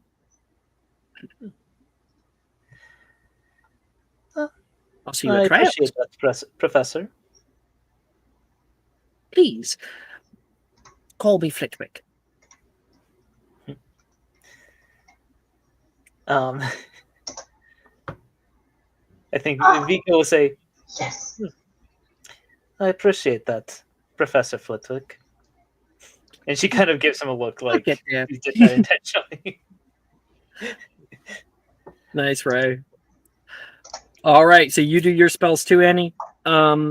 Yes. Let's go down the way here. Violet. I would like you please to tell me what you got. Tell me what you got. Do you want the best first or the worst first? Just tell me. Okay, so she got an 8 for Elegibus. It's a hard one to pronounce. Elegibulus. Elegibulus. Well, she failed it, so that could be why. She got a 2 for Wingardium Leviosa. That feather did not move. It probably blew up. And then she got a 3 for Defendo. Okay. Luckily, your advantage, because it was that was UG. You didn't get any nat ones, did you? Nope, just a 2, 3, and an 8. Just goes down to a P then. Oof. That's Violet. Ray. So I got first for Wingardium, I got 15. After she decided, because of herbology, she decided to learn Alohomora to be able to get out of there if it's locked. And I had a 13 for that. And then I tried Axio, and I had a nat 20 minus 1. It's 19. Nice. With a natural 20, that's going to be 5 points to Ravenclaw. This is ridiculous, Gemma says in the back. And you raised from a P to an E. Yes. Gemma is molding. I hate to say that I am siding with Gemma right now. I know. Coincidentally, it's just making Flitwick look more and more like he's doing this on purpose, and maybe he is in this timeline. Maeve. So for Wingardium Leviosa, 16, and then Elegibulus. 7, and then 18 because I attempted it twice. It'll go down to an E for your grade. Cool. Eugene. Your boy. Wingardium Leviosa. 8. Molly. Yeah. You proud about that? Yes, sir. Moliare for 12. Okay. And Accio for a dirty 1. Okay. Yeah, it's gonna be a P. Goes down to a P. Fiona. I got a 17 for Wingardium Leviosa, a dirty 20 for Accio, Okay. and a 22 for Alohomora. That's an O, my friend. Yeah. Anya. I got a 8 for Wingardium Leviosa, 12 for Capto, and a unnatural 20 for Defendo. Sorry, it was an 8. What was the middle number? The middle number was a 12. 8. Yeah, your grade goes up to an A from a P. Woo! Ika, you're last. Yeah. Quick question: Does anyone still have an advantage? If not, then I'll just have to deal with it. Well, you have inspo. Oh, okay, cool. You I wasn't always sure. forget this every time. We have a whole channel dedicated. You earn it because you're such a great role player, Annie, and then you don't use it. I'm too sexy to read. Is my problem? It's my curse. Yeah. I also have that curse. Okay, that saved me. Must be nice. And also, we know that ain't true. You're reading all the time, like the gosh dang nerd you are. So, what I ended up getting was a 18 for Defendo, a 10 for Wingardium Leviosa, and a 16 for Perio. That's an E. Woo! It was up to an E. You got pretty good grades. It's like if it wasn't for Maeve's D in History of Magic, she would be the top dog. It's kind of split between you, Fiona, and Maeve right now.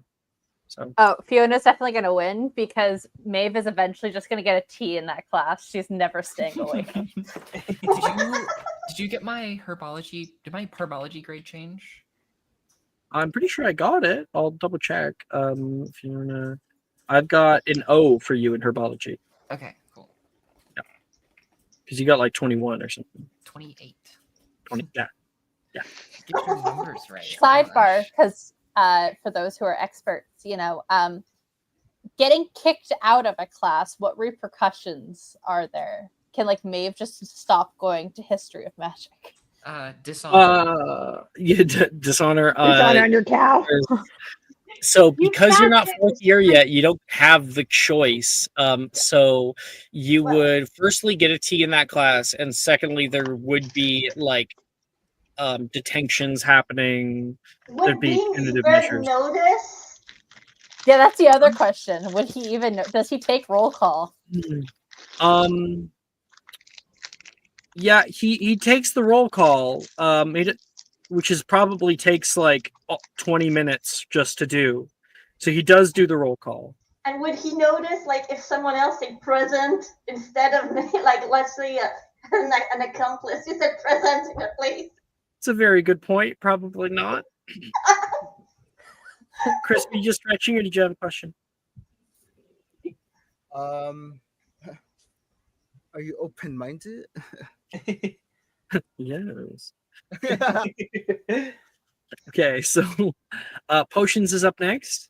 Again, we're just gonna do that really quick. You guys this time get to pick a potion of your choice from the potions list. I'll send a little link to that channel so you can find it easy. So you're gonna pick a potion first,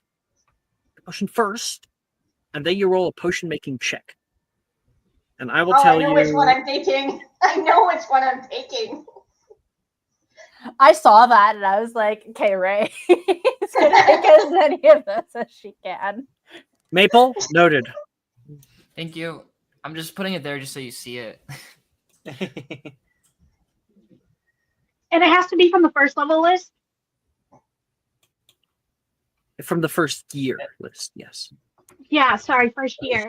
Which is Antidote, Blemish, Confusion, Forgetfulness, and Herbicide. That's right. Okay, now I know which one I want. Sorry, what did you say, Annie? Oh, now does anyone have an inspo I could borrow? Good luck. I think everyone's fresh out. So I used my only one on you earlier. You'd have to like log into Twitch and see if anybody got who doesn't normally have a subscriber, if anyone got one of the community subscribers. But then again, you would have to be following me. So maybe go on Twitch and follow me on Twitch. Is there room for a help action somewhere in here? Maybe? Not at all. Okay. It's individual. I try that every time, Addie, and the answer is always no. God, Wilford, help actions are a thing that can happen, mostly in combat, mostly in puzzles, not generally in class. Unless you're not in class and you're using your free period to sneak into that class and help your friend. Is this something that maybe like Maeve or classmates would know, like what the difference between a confusing concoction and a forgetfulness potion is?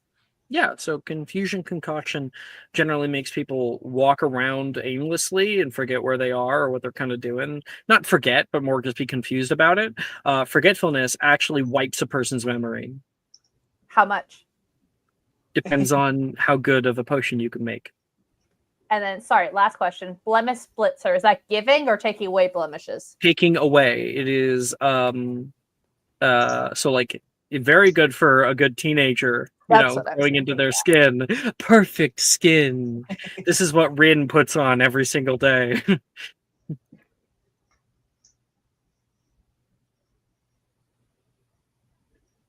Yeah. Hey, Annie, Ross, you have a Yeah. question? do you have a subscriber? I think I used it earlier, but You did use it earlier. Yeah. Okay. sorry. Lion, your question? Yes. Do we need to like slash attempt for the potions, or do we No. just make a potions making roll once we decide? So decide first. Make sure, because we don't want to be like, oh, I got a nat 20. Actually, I made this other potion instead. Decide on your potion, and then you make a potion making check. There's no attempt or anything. Can we just put it in our secret channels? If you want, I mean, you're going to be announcing it to me. So Oh, okay. Sorry, I was just wondering how we were doing Where this. do we put the potion that we took? okay, so the potion that you end up making, you can put that in your journal on the website, or you can create a journal entry for inventory, or you can even make a separate journal entry for just potions you have on hand, and you can write this one in. Yeah, okay. Well, yeah, mine. Like I didn't write it before making the check, but it's clear which one I choose. Please. Okay, all good. I'm trusting you guys, so we'll go through the list here. Violet, have you chosen your potion? What do we get? Yeah, she did a forgetfulness and got a 12. Okay, great. Just to an A. You have a regular forgetfulness potion. Forgetfulness potion. When you drink this potion, you forget everything you perceived in the last minute and won't be able to remember anything you perceived for the next 10 minutes. So that's Violet. Ray, are you ready? So yeah, I am ready, and I got an 18, and of course I choose to make an herbicide potion. I'm still like in all my suffering, and it's like. So that's a regular. When this potion is poured directly on a magical plant, one regular herbicide potion, it's poured directly on a magical plant, the plant immediately withers and dies. There is enough poison to affect a plant that fits within a 5-foot cube. And if the magical plant is larger than a 5-foot cube, the affected area will wither, but the plant will not die, just withering, until the entire plant is affected. There you go. That's Ray. Maeve.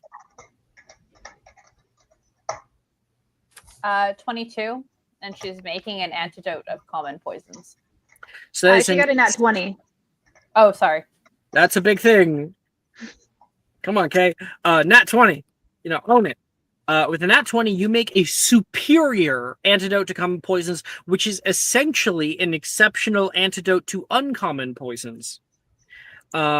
Which means when you drink this potion, this more potent antidote counteracts poisons, and you gain advantage on all saving throws against poison for 4 hours.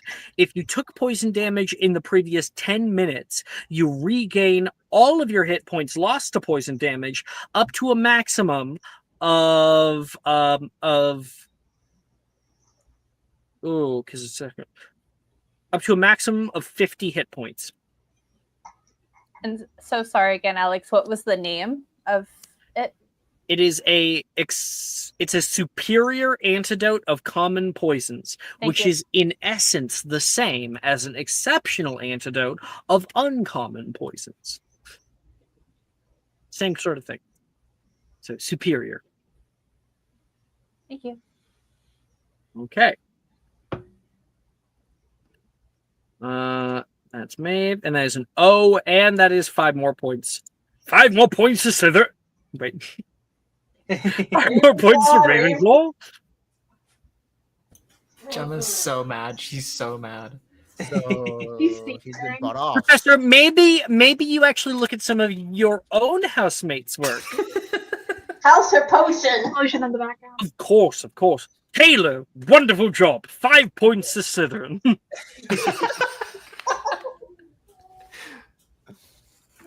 Okay. You didn't even look.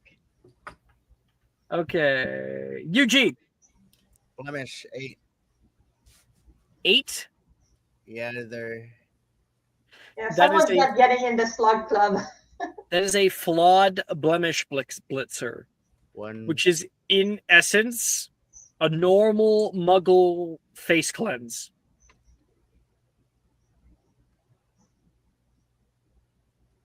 You will have a Prince gonna love this. Fiona. 18 on a common antidote, or an antidote of common poison. Okay. That's going to be a regular antidote of common poisons. So the difference is when you drink this potion, you gain advantage on saving throws against poison for 1 hour.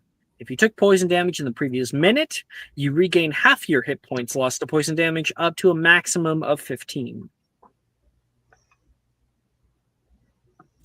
Sick. Vika. 5 on a herbicide potion. That is a ruined herbicide potion. Congratulations, you have no idea what it could do. Yeah, I mean, like, hey, you know, it still could do the job. Like, it's a bad potion, so maybe maybe it it's will actually kill. fertilizer. If a poison gets expired, does it become more or less poisonous? You know? Right? An expired, like, it's not expired. A ruined potion. What it essentially means for most potions. So think about it like this: if you drink it, it creates a permanent effect that you probably will have to go to the hospital wing to fix, or something worse.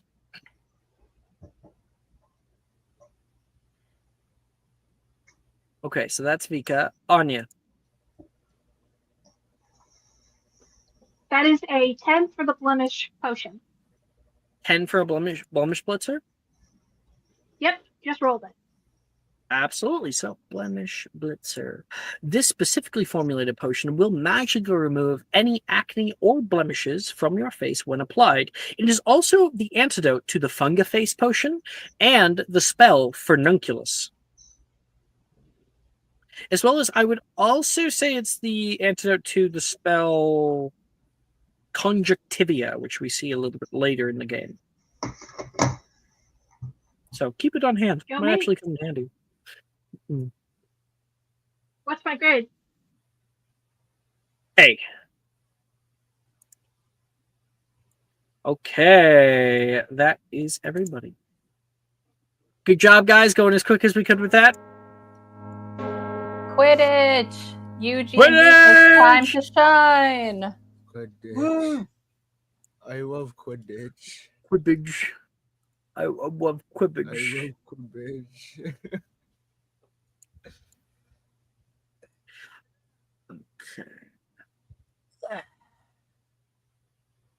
I'm gonna send you guys a fun playlist from Spotify that I made a while back. Your Quidditch playlist. I was about to say, is Yeah. it like a pregame, you know, when you do sports and it's like you're working out before the actual game? It's like Quidditch warm-up tunes. Kind of. So this is my playlist for Quidditch Champions. I played it a little bit back in the day. I had a lot of fun. And it was just fun to like listen to hype up music while I did it. So if you want, you can go ahead and play that.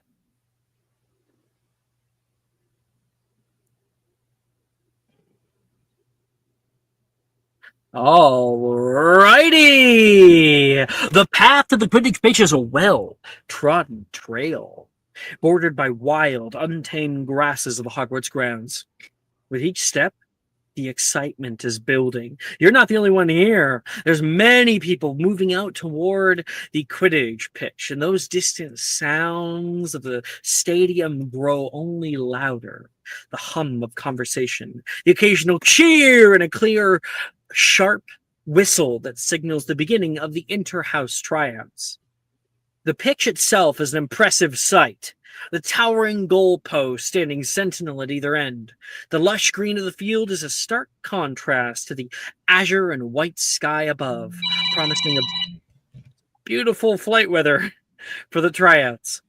The stands, though sparsely populated compared to a match day, hold a few clusters of supportive friends. They wave banners and cheer. Their encouragement is carrying across the field to you.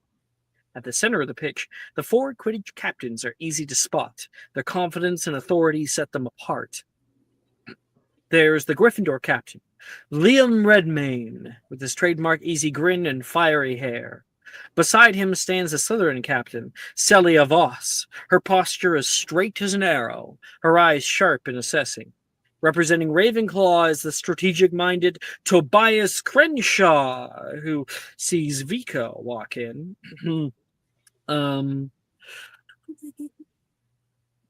And he's holding a clipboard and kind of idly spins a quill between his fingers, thinking. And for Hufflepuff, there's a ever-cheerful Eliza Barrow, whose wide grin seems to brighten the cloudy day. Liam steps forward, his voice carrying over the pitch. "Thank you all for coming out today," he begins, his eyes sweeping over the hopeful faces. "We've got 4 tryouts lined up, 1 for each position on the team. Each tryout will be overseen by a different captain, and while you're welcome to sign up for all of them, bear in mind that success is not guaranteed." He gestures towards Celia, who steps forward, her gaze already sizing up the potential beaters among the crowd. "I'll be kicking things off for the beater tryouts," Liam continues. "Celia here will be overseeing this round. She's got a keen eye for talent and strategy, so give it everything you've got." Celia nods, her expression serious. "Beaters need to be strong, yes, but also strategic," she says. "It's not about power. It's about control and timing. Show me you can handle a bat and a bludger, and you may have a shot." She shoots up into the sky. "Well, go on! Beaters! Into the sky!" Liam calls out. And multiple people who have signed up for the beater tryouts shoot up there. All right. There are 2 positions available per house for this. The other notable people who are going to be trying out are Sam Peel and Ernesia Green from Gryffindor and Slytherin. Ooh. Who is all trying out for beater? We've got Vika. I'm keeping my hand up. Got Eugene. Violet. Is it okay to sign up for like all of them just to see how it goes? Just as Or he is that said, bad? you can sign up for all of them, but success is not guaranteed. I don't think she knows anything about Quidditch, so she wouldn't know where she would be best put. So just like for the fun of it. I can tell you the positions out of character. Beater, of course, is for hitting the bludgers. They try to knock people off their brooms. They're one of the people that can actually attack the Seeker. Then you have chasers, who are the ones that are going to be going out there and trying to score goals with quaffles. They can make tackles and takedowns, but they don't get to hit the bludgers. Then there's the keeper. There's 3 positions of chasers for each team.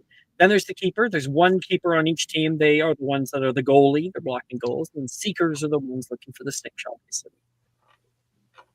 In that case, I would see Vika going for beater and specifically sign up not to be a beater because I don't want to go head to head with Vika because that's a bad idea. But I will try out for the other 2 that are not keepers. Sorry. Sure. I'll ask once we get to those then. So not Anya. Anybody else trying out for beater? I've got Vika, Yuji, and Violet. Speak up if you are. Alex, just really quickly, we don't have to do a scene for this, but Fiona was going to go with Janice to the library during this. Totally. Cool. If you would like, if you're not going to be participating at all, I'll let you work on a grade. You have a T and no, that's Violet. Yeah, I would also. You have yeah. an A, DADA, and astronomy. Yes, DADA. She was going to study. Okay. Can Maeve attempt History of Magic instead? You're joining them? No. Don't want to be doing Quidditch. So either she was going to spectate, but if studying is an option, can she try to pull her history of magic grade up? Yeah, just fine by me. You just won't be able to attempt to try out for any of the positions. You okay with that? Yeah, don't want to do Quidditch. Yep, you can definitely do that. You can make a history mention check for you. Fiona, you're going to make a Jinxes, Hexes, Curses check. You can use that modifier.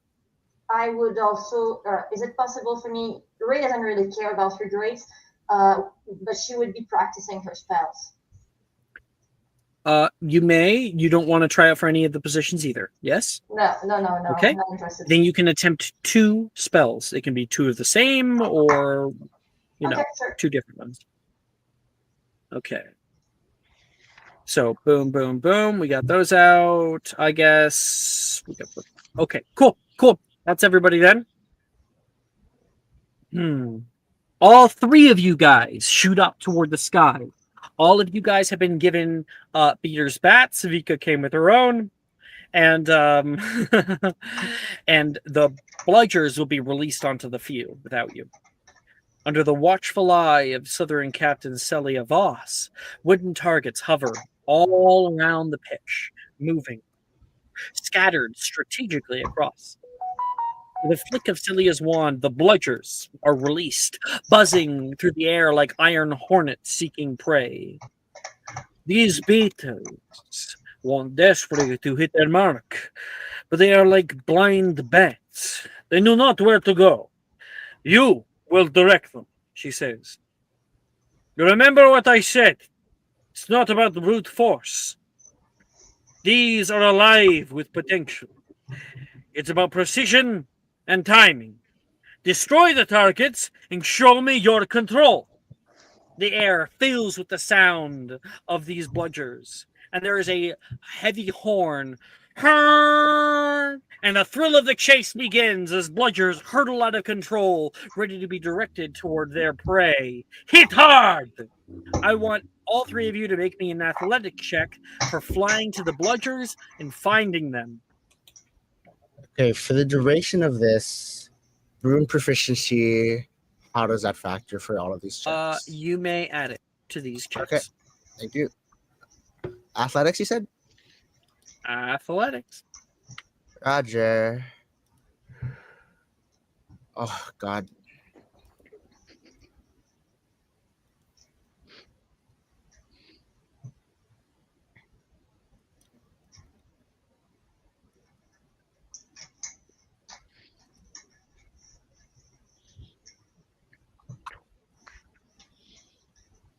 I think that's everyone.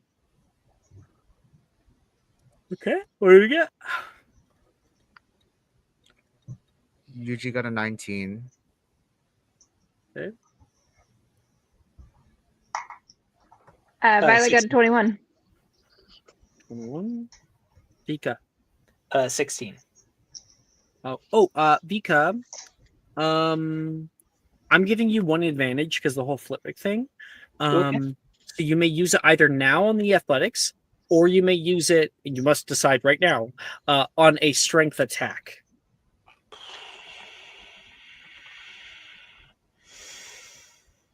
I'll save it for the strength attack because 16 isn't like a terrible roll. Mm-hmm. So, I want to keep it for now. Good Just strategy. my strength attack roll is bad. All right, so everybody buzzes through the air. You can see Yuji hit a few of the bludgers off. Up above, Ernesia flies by, hits one of the bludgers, and you can hear ding, ding, ding. She hits 3 targets in one go. Celia nods and writes down her name on a little board there. And others are doing their best. You all have done pretty well at finding. Let's do a strength attack to see if you're able to hit how many targets. Is that strength plus proficiency, so +2, +4. Okay. Strength attack. Oh my God. I don't want to burn my inspo so early. So early, I thought this was the position you wanted. That would have been for sword, like Transfig Yuji. I think this one would be better off as keeper. But like, he wants to go snitch. He wants to be special. Yeah, you can say it. Yeah. Okay. Vika, what do we get? I had to use that inspo, and man, was I right to save it, because my first roll was like a 5. Second roll was a nat 20. Nat 20! Oh yeah. Nice one, Vika. Yuji, how we doing? That's a 13.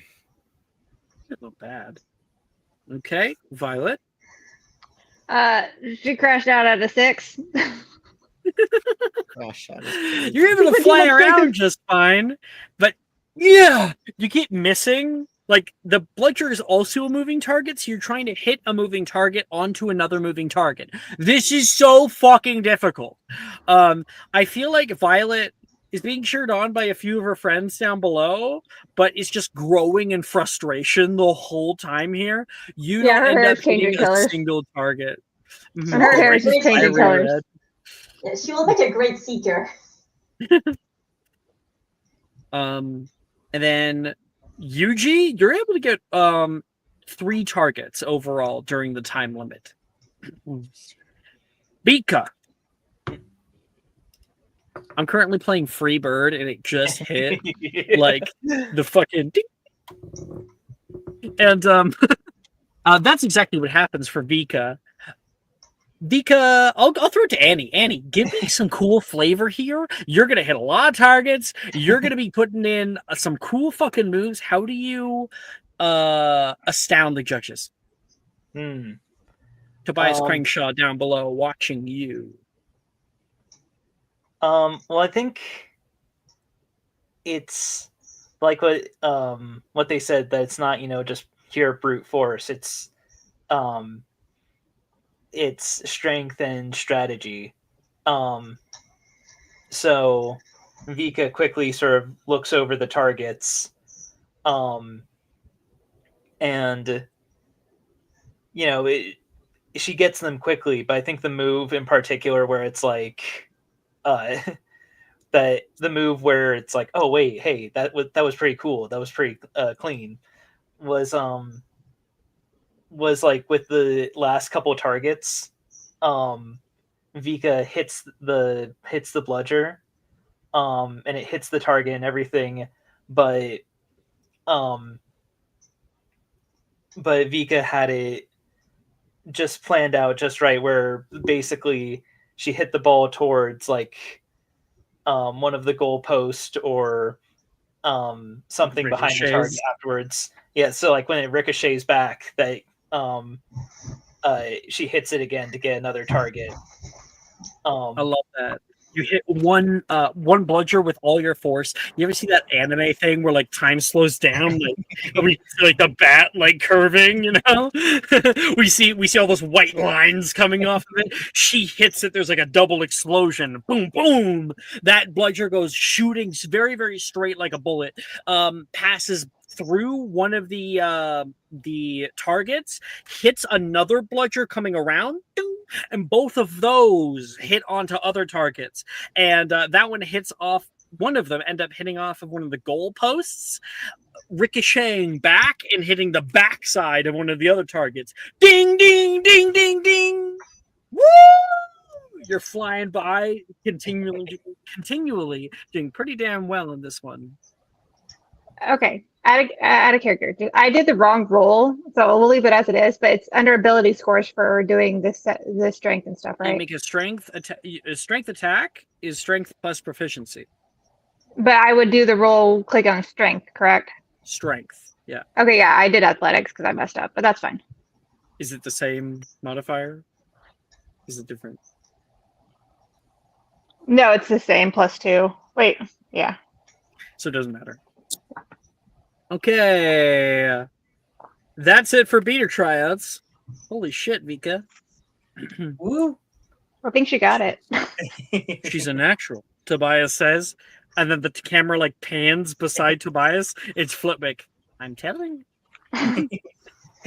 The camera pans and then has to pan down. Harry Potter all over again. I'm telling. You just got performance anxiety, I think. This is Next is Chaser Tryouts. Who's trying out for Chaser? Anya, you are, right? Vika, are you good Yes. now? Like, you like... Well, the only part of the Chaser tryouts that interests Vika is the whole idea of like tackling people, but I think That's such a beater thing to say. like I think Vika is very much is just like but you don't get the bat if you're not a beater, so Yeah. But, Yuji, plus, are you in this? I think Yuji's gonna try for everything just because even if he fails, he just loves Quidditch. So being able to play at any capacity is fun. Aw. All right. Gryffindor's Liam Redmayne oversees the Chaser hopefuls. All of you guys are flying high up around here. His eyes are keen for a display of agility and teamwork. Each Chaser is going to be starting out here on the other side of the goalpost. You all will start off with a quaffle, and at my signal, you're going to pass that quaffle off to one of our teammates. You can wave to them. There's a bunch of people waiting for you in the wings, like waving toward you. You throw that. The moment that you throw that off, I want you to fly as quick as you possibly can toward those goalposts. You can see our keeper waiting for us. His name's Bill. Billiam. Say hi, Billiam. Everybody waves. Hi, Billiam. He can't hear us. Billiam's a bit of an asshole, and, well, anybody who gets him straight in the head will get 10 extra points. Won't that hurt? Got it. That's the point. Mission understood. Shit. And he's like, awesome. Let's see your speed and your finesse. When you get over toward that area, you're going to be throwing back your quaffle. You grab that, try to beat him in the head. If you can't get that, get it through the goalpost. Let's go, he calls out. And that big horn blares. The other notable contenders here are Delilah Aiken, who's also on her broom. Okay. All of you are going to make an acrobatics check. You guys start, roll off the quaffle, and move as quick as you can. Acro. Oh my god. Come Whoa, on, Black man. Betty. Bam, whoa, Black Betty. Bam, Black Betty got a chat. I think I'm gonna inspo this one, Alex. Okay. This hurts me. I've been saving everything for this. This can't happen. There we go. Oh, wow, Yuji. Wow. Well, I have to hit him first. We're not done. John's Violet. not done. Oh. A 10. Anya. 21. Okay, Anya. Yeah, that's what we're talking about. Okay, so like the horn blares, Violet, you're like, all right, let's do this. And everybody shoots past you. Like your hair's like thrown up into your face, and you're like, what the fuck was that? It's like you're behind a fucking like jet stream. Jet taking off. Didn't want this position anyway. And everybody zooms 1, 2, 3, 4. Anya, you keep up, and you can see Delilah coming out beside you. She begins to eclipse you, passing by you a bit. But then, next to both of you, somebody else, even faster, as fast as a damn speeding bullet. There is an explosion from behind Yuji's broom because he's not using the school brooms. You are. And Yuji shoots past the both of you. Whoa!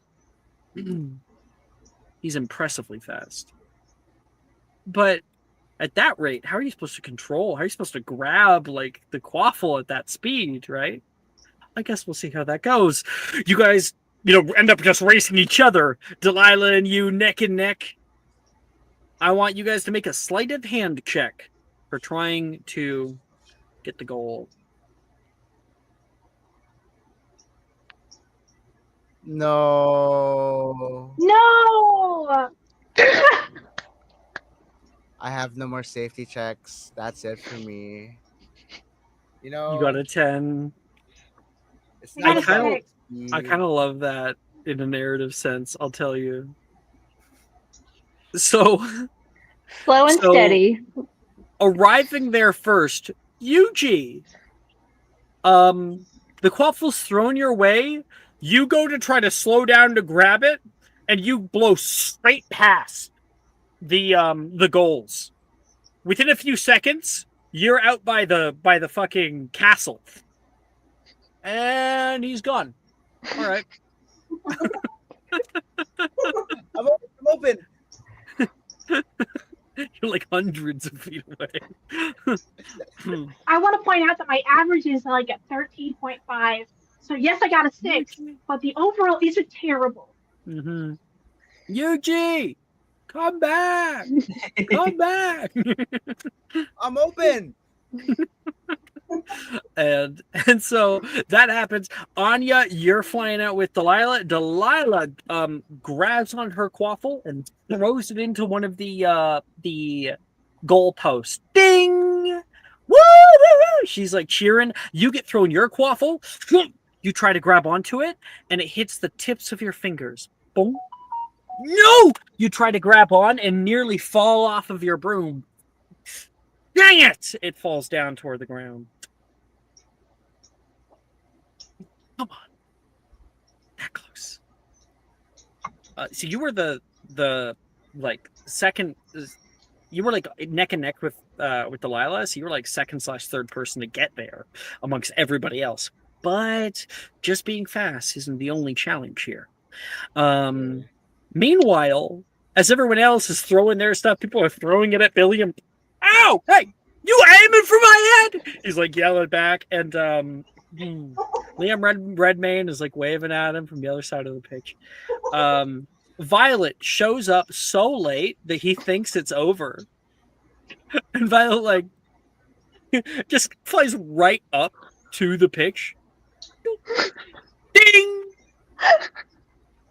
What the fuck? William says down to Violet. I did it! Of the three players, you got there last, but got the slow and steady wins the race, right? But your speed will also be taken into account when it comes to being selected. All right. We got keeper tryouts.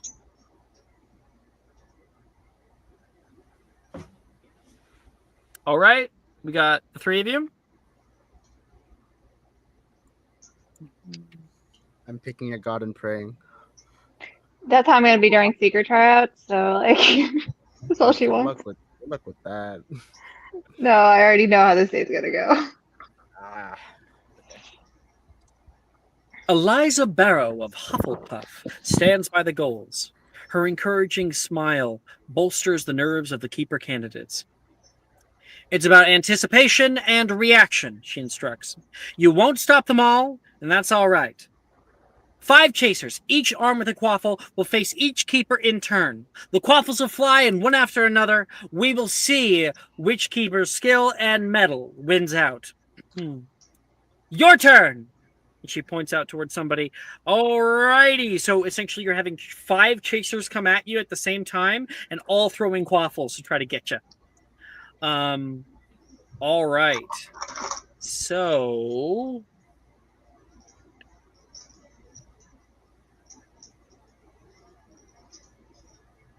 we're running up on time here. I have to pick up my daughter from school. It won't be too much of a problem. She's like right near me. We have this, and then we have Seeker, and Seeker can take a little bit longer. So why don't we take a little 10-minute break? We'll come back after it. It might end up being 12 or something like that. And we'll finish. Okay? Sounds good to me. Second 10 minutes.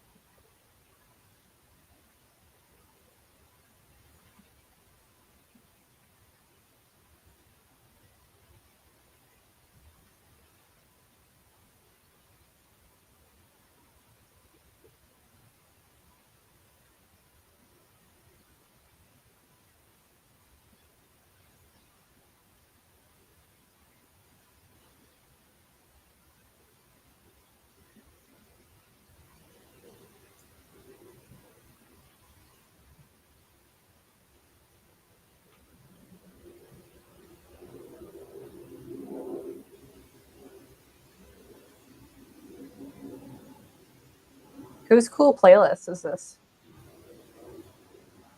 Alex's. Yeah, Alex has some pretty cool playlists.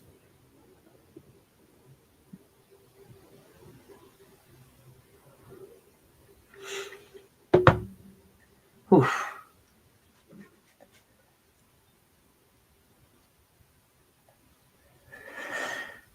One thing that's kind of fun that I got mentioned. I don't know if any of y'all play Marvel Rivals. But they just added this character into it named Angela. Cool. And the cool thing about her is that in the comics, canonically, she has a wife, and her wife is a trans lady. Cool. Oh, that's cool. I'm just like, I love Angela. Maybe not enough to actually get me to start playing Marvel Rivals again, but Marvel Rivals is just where all the like Overwatch frogs went after that game died. exactly. I think I might have played if I hadn't oversaturated from all the superhero movies. Like Yeah. I can't have any superheroes. It's like I'm overdosing right now. I get what you mean. That's very fair. Alex is having mic issues. Oh no. Tell me where Mike is. I'll take care of You'll smash him with your beater bat. it. You did incredible, by the way. Well done. just like walking in like, where's Mike? Alex asked for no pickles. Show me where Mike is. Let me beat the shit out of him with my bat.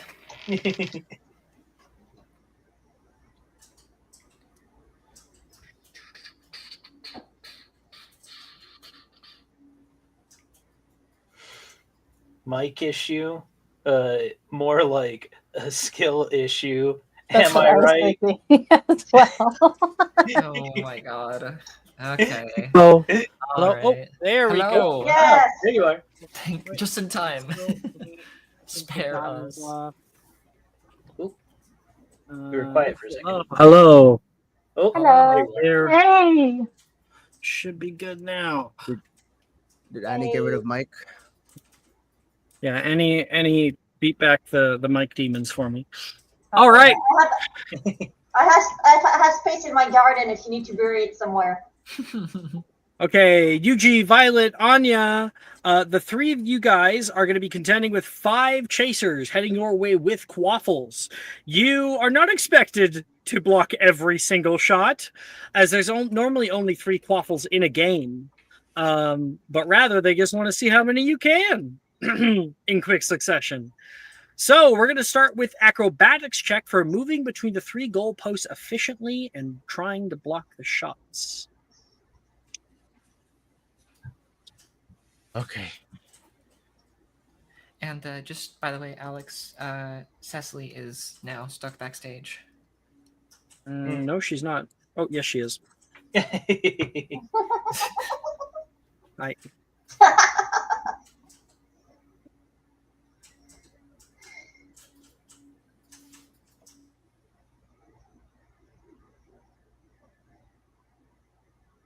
I be think sure when to guys- announce what you get. 27. I got an 11. A 5. She's pretty tired. Okay, sorry. Hadley was talking to me here. What do we get? What do we get? A 5. 27 from A Yuji. 5 for Violet. Yeah, after doing everything, she's probably exhausted. Yuji, 27. 27. And Anya, 11. 11. Okay, so Violet, you move between the goalposts. I want you to make me a strength saving throw. As all 5 are heading your way. Ooh, Oh, A 20. Oh, dang. Okay, so you get pelted with quaffles. I Can't catch imagine with me. a 5, you are mostly dodging the quaffles instead of trying to block the shots, and so you end up moving between the goalposts, but not efficiently. Haha! Can't hit me! Can't hit me! Can't hit me! And behind See, you this can is hear why I should be a ding, seeker. ding, ding, ding, ding. Well, we're gonna see about that in a minute. Okay. They should play into secret tryouts. Keepers. Yuji and Anya. Make me a strength save for both of you.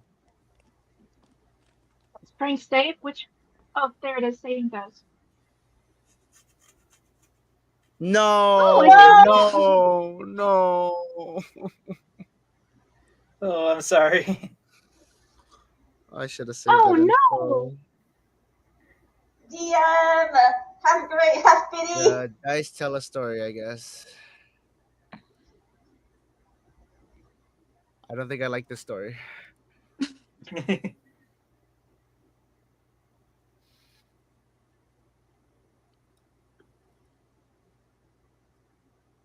That's right. I can spin it into something. Okay, what do we Yeah, that get? actually- Yuji? What'd you get? Not one. Oh boy. Yeah. No, that's gonna be kind of cool actually for you. Anya. I got a 12. Anya, you end up blocking like 2 shots. You do a pretty average job up there. Nothing terribly special. There's a few times you get like thwacked on the side with a few of the quaffles, and the I chasers. think the hit's like a champ. Absolutely, with a 12, you're up. Yuji, on the other hand, has quite the extreme turn. When it's his turn up there, Yuji fucking locks in. He sees the 5 chasers moving toward him with a fluid and grace that only a trained team would have. They throw the 5 quaffles his way. 1, 2, 3, 4, 5. And you shoot up, blocking one, dropping down, blocking another, swinging on your broom as if it's some kind of like a monkey bar, and kicking the other one out of the way, dropping back down onto your broom, and headbutting one from that goes over your head. And for the last one, you tank it with your body, but the last one hits you straight in the chest with so much force that Yuji gets knocked straight off of his broom, straight down to the ground. And you can hear someone else cast out, Spongify! But when you hit the ground, it doesn't matter there's a Spongify. It doesn't matter that you take no technical damage. You are winded so fucking much. Like you cannot breathe.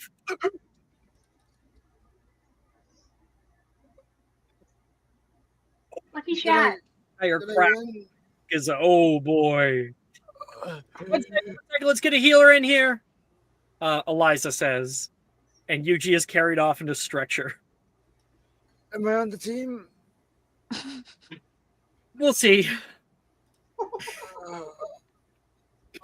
It's us. Hello. Okay. I'm gonna Our cry. last one, which Yuji, Yeah, um, come on. I'm not Just so with that go. one. I'm not sure about it. Our last one is the Seeker tryouts. Who's trying out for it? Violet and Anya. Okay. I legally am not allowed to be here.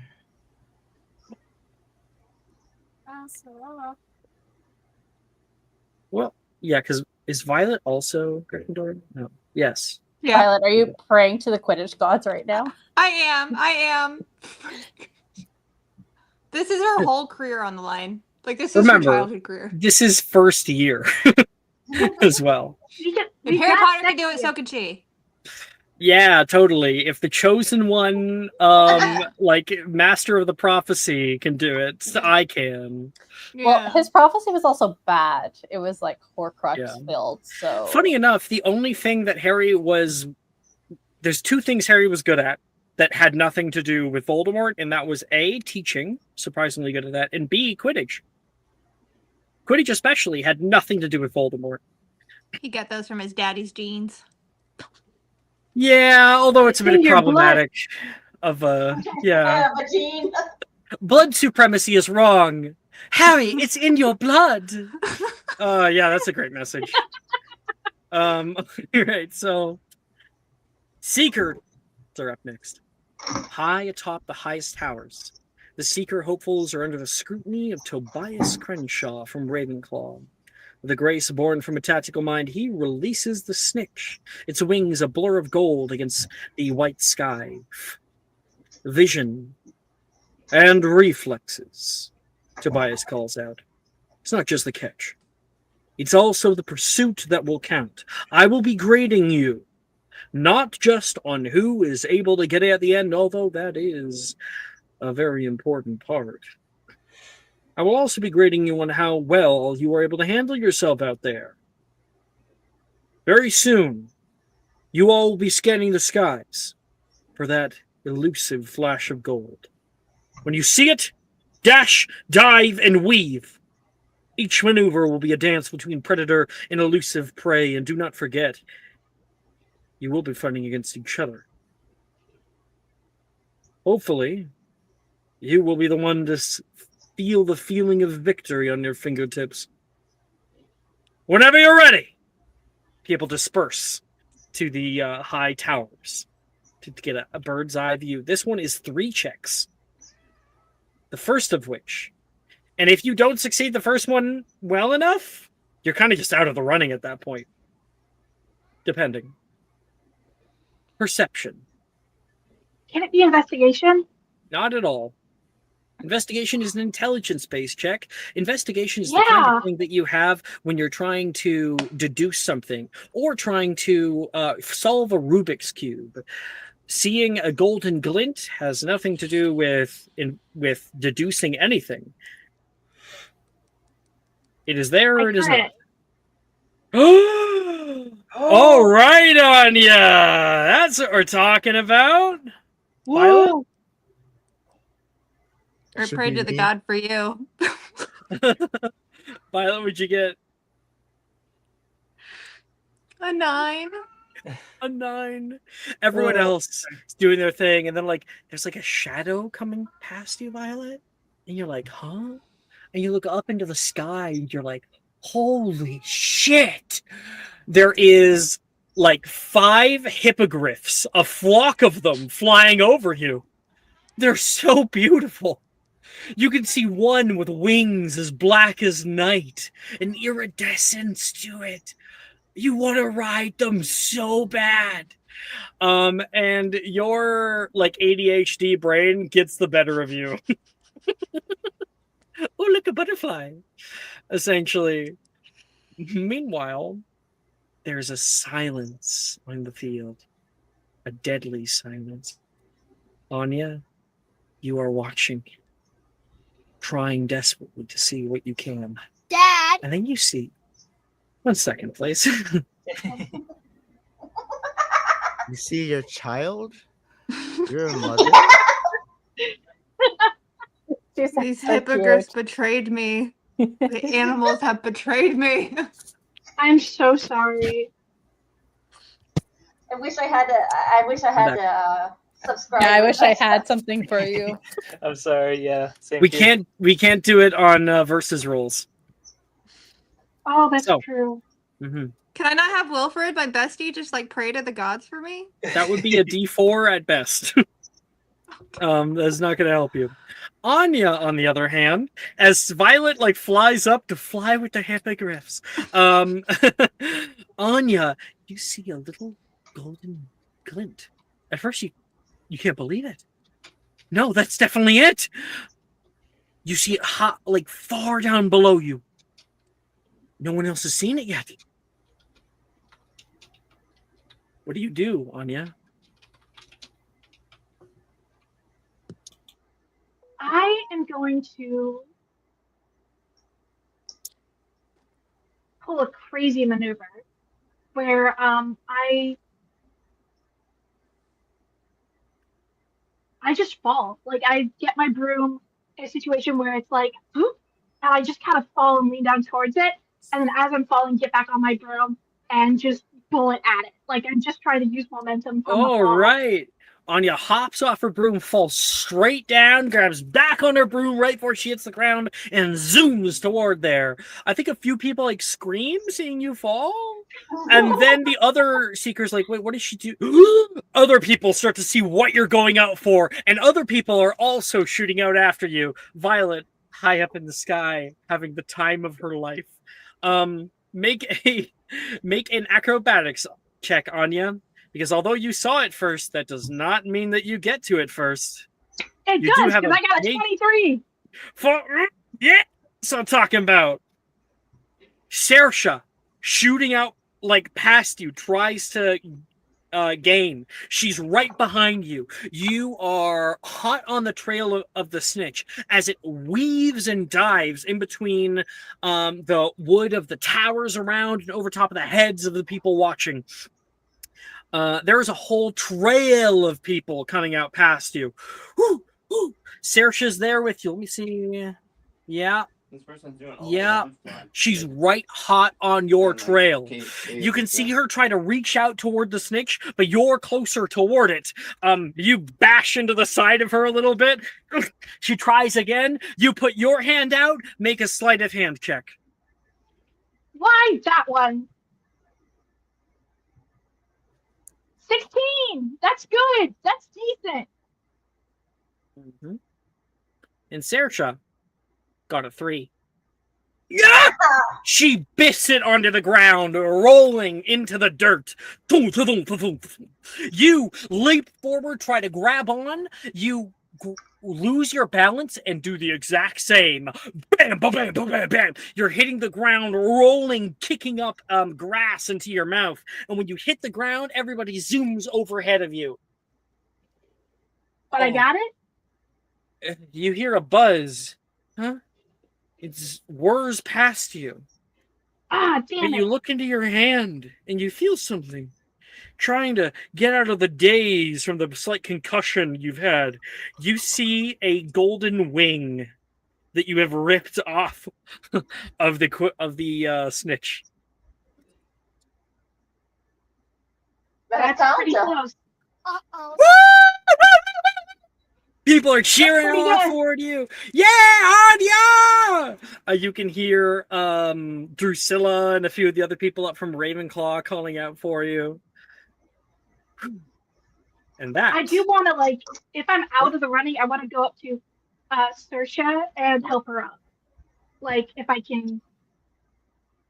I'm talking to myself. Please continue. If it's possible, like, as soon as I kind of get my bearings, I want to run to Saoirse and help her up too. Because I think once I hit the ground, I'm kind of like, I got the wing, but you know, just check on house mates. Saoirse, she's on the ground and she's just barely conscious, starting to get back up. Hey, you were really fantastic. Just proud of. Did I get it? Did I? I've won? She looks down toward her hand.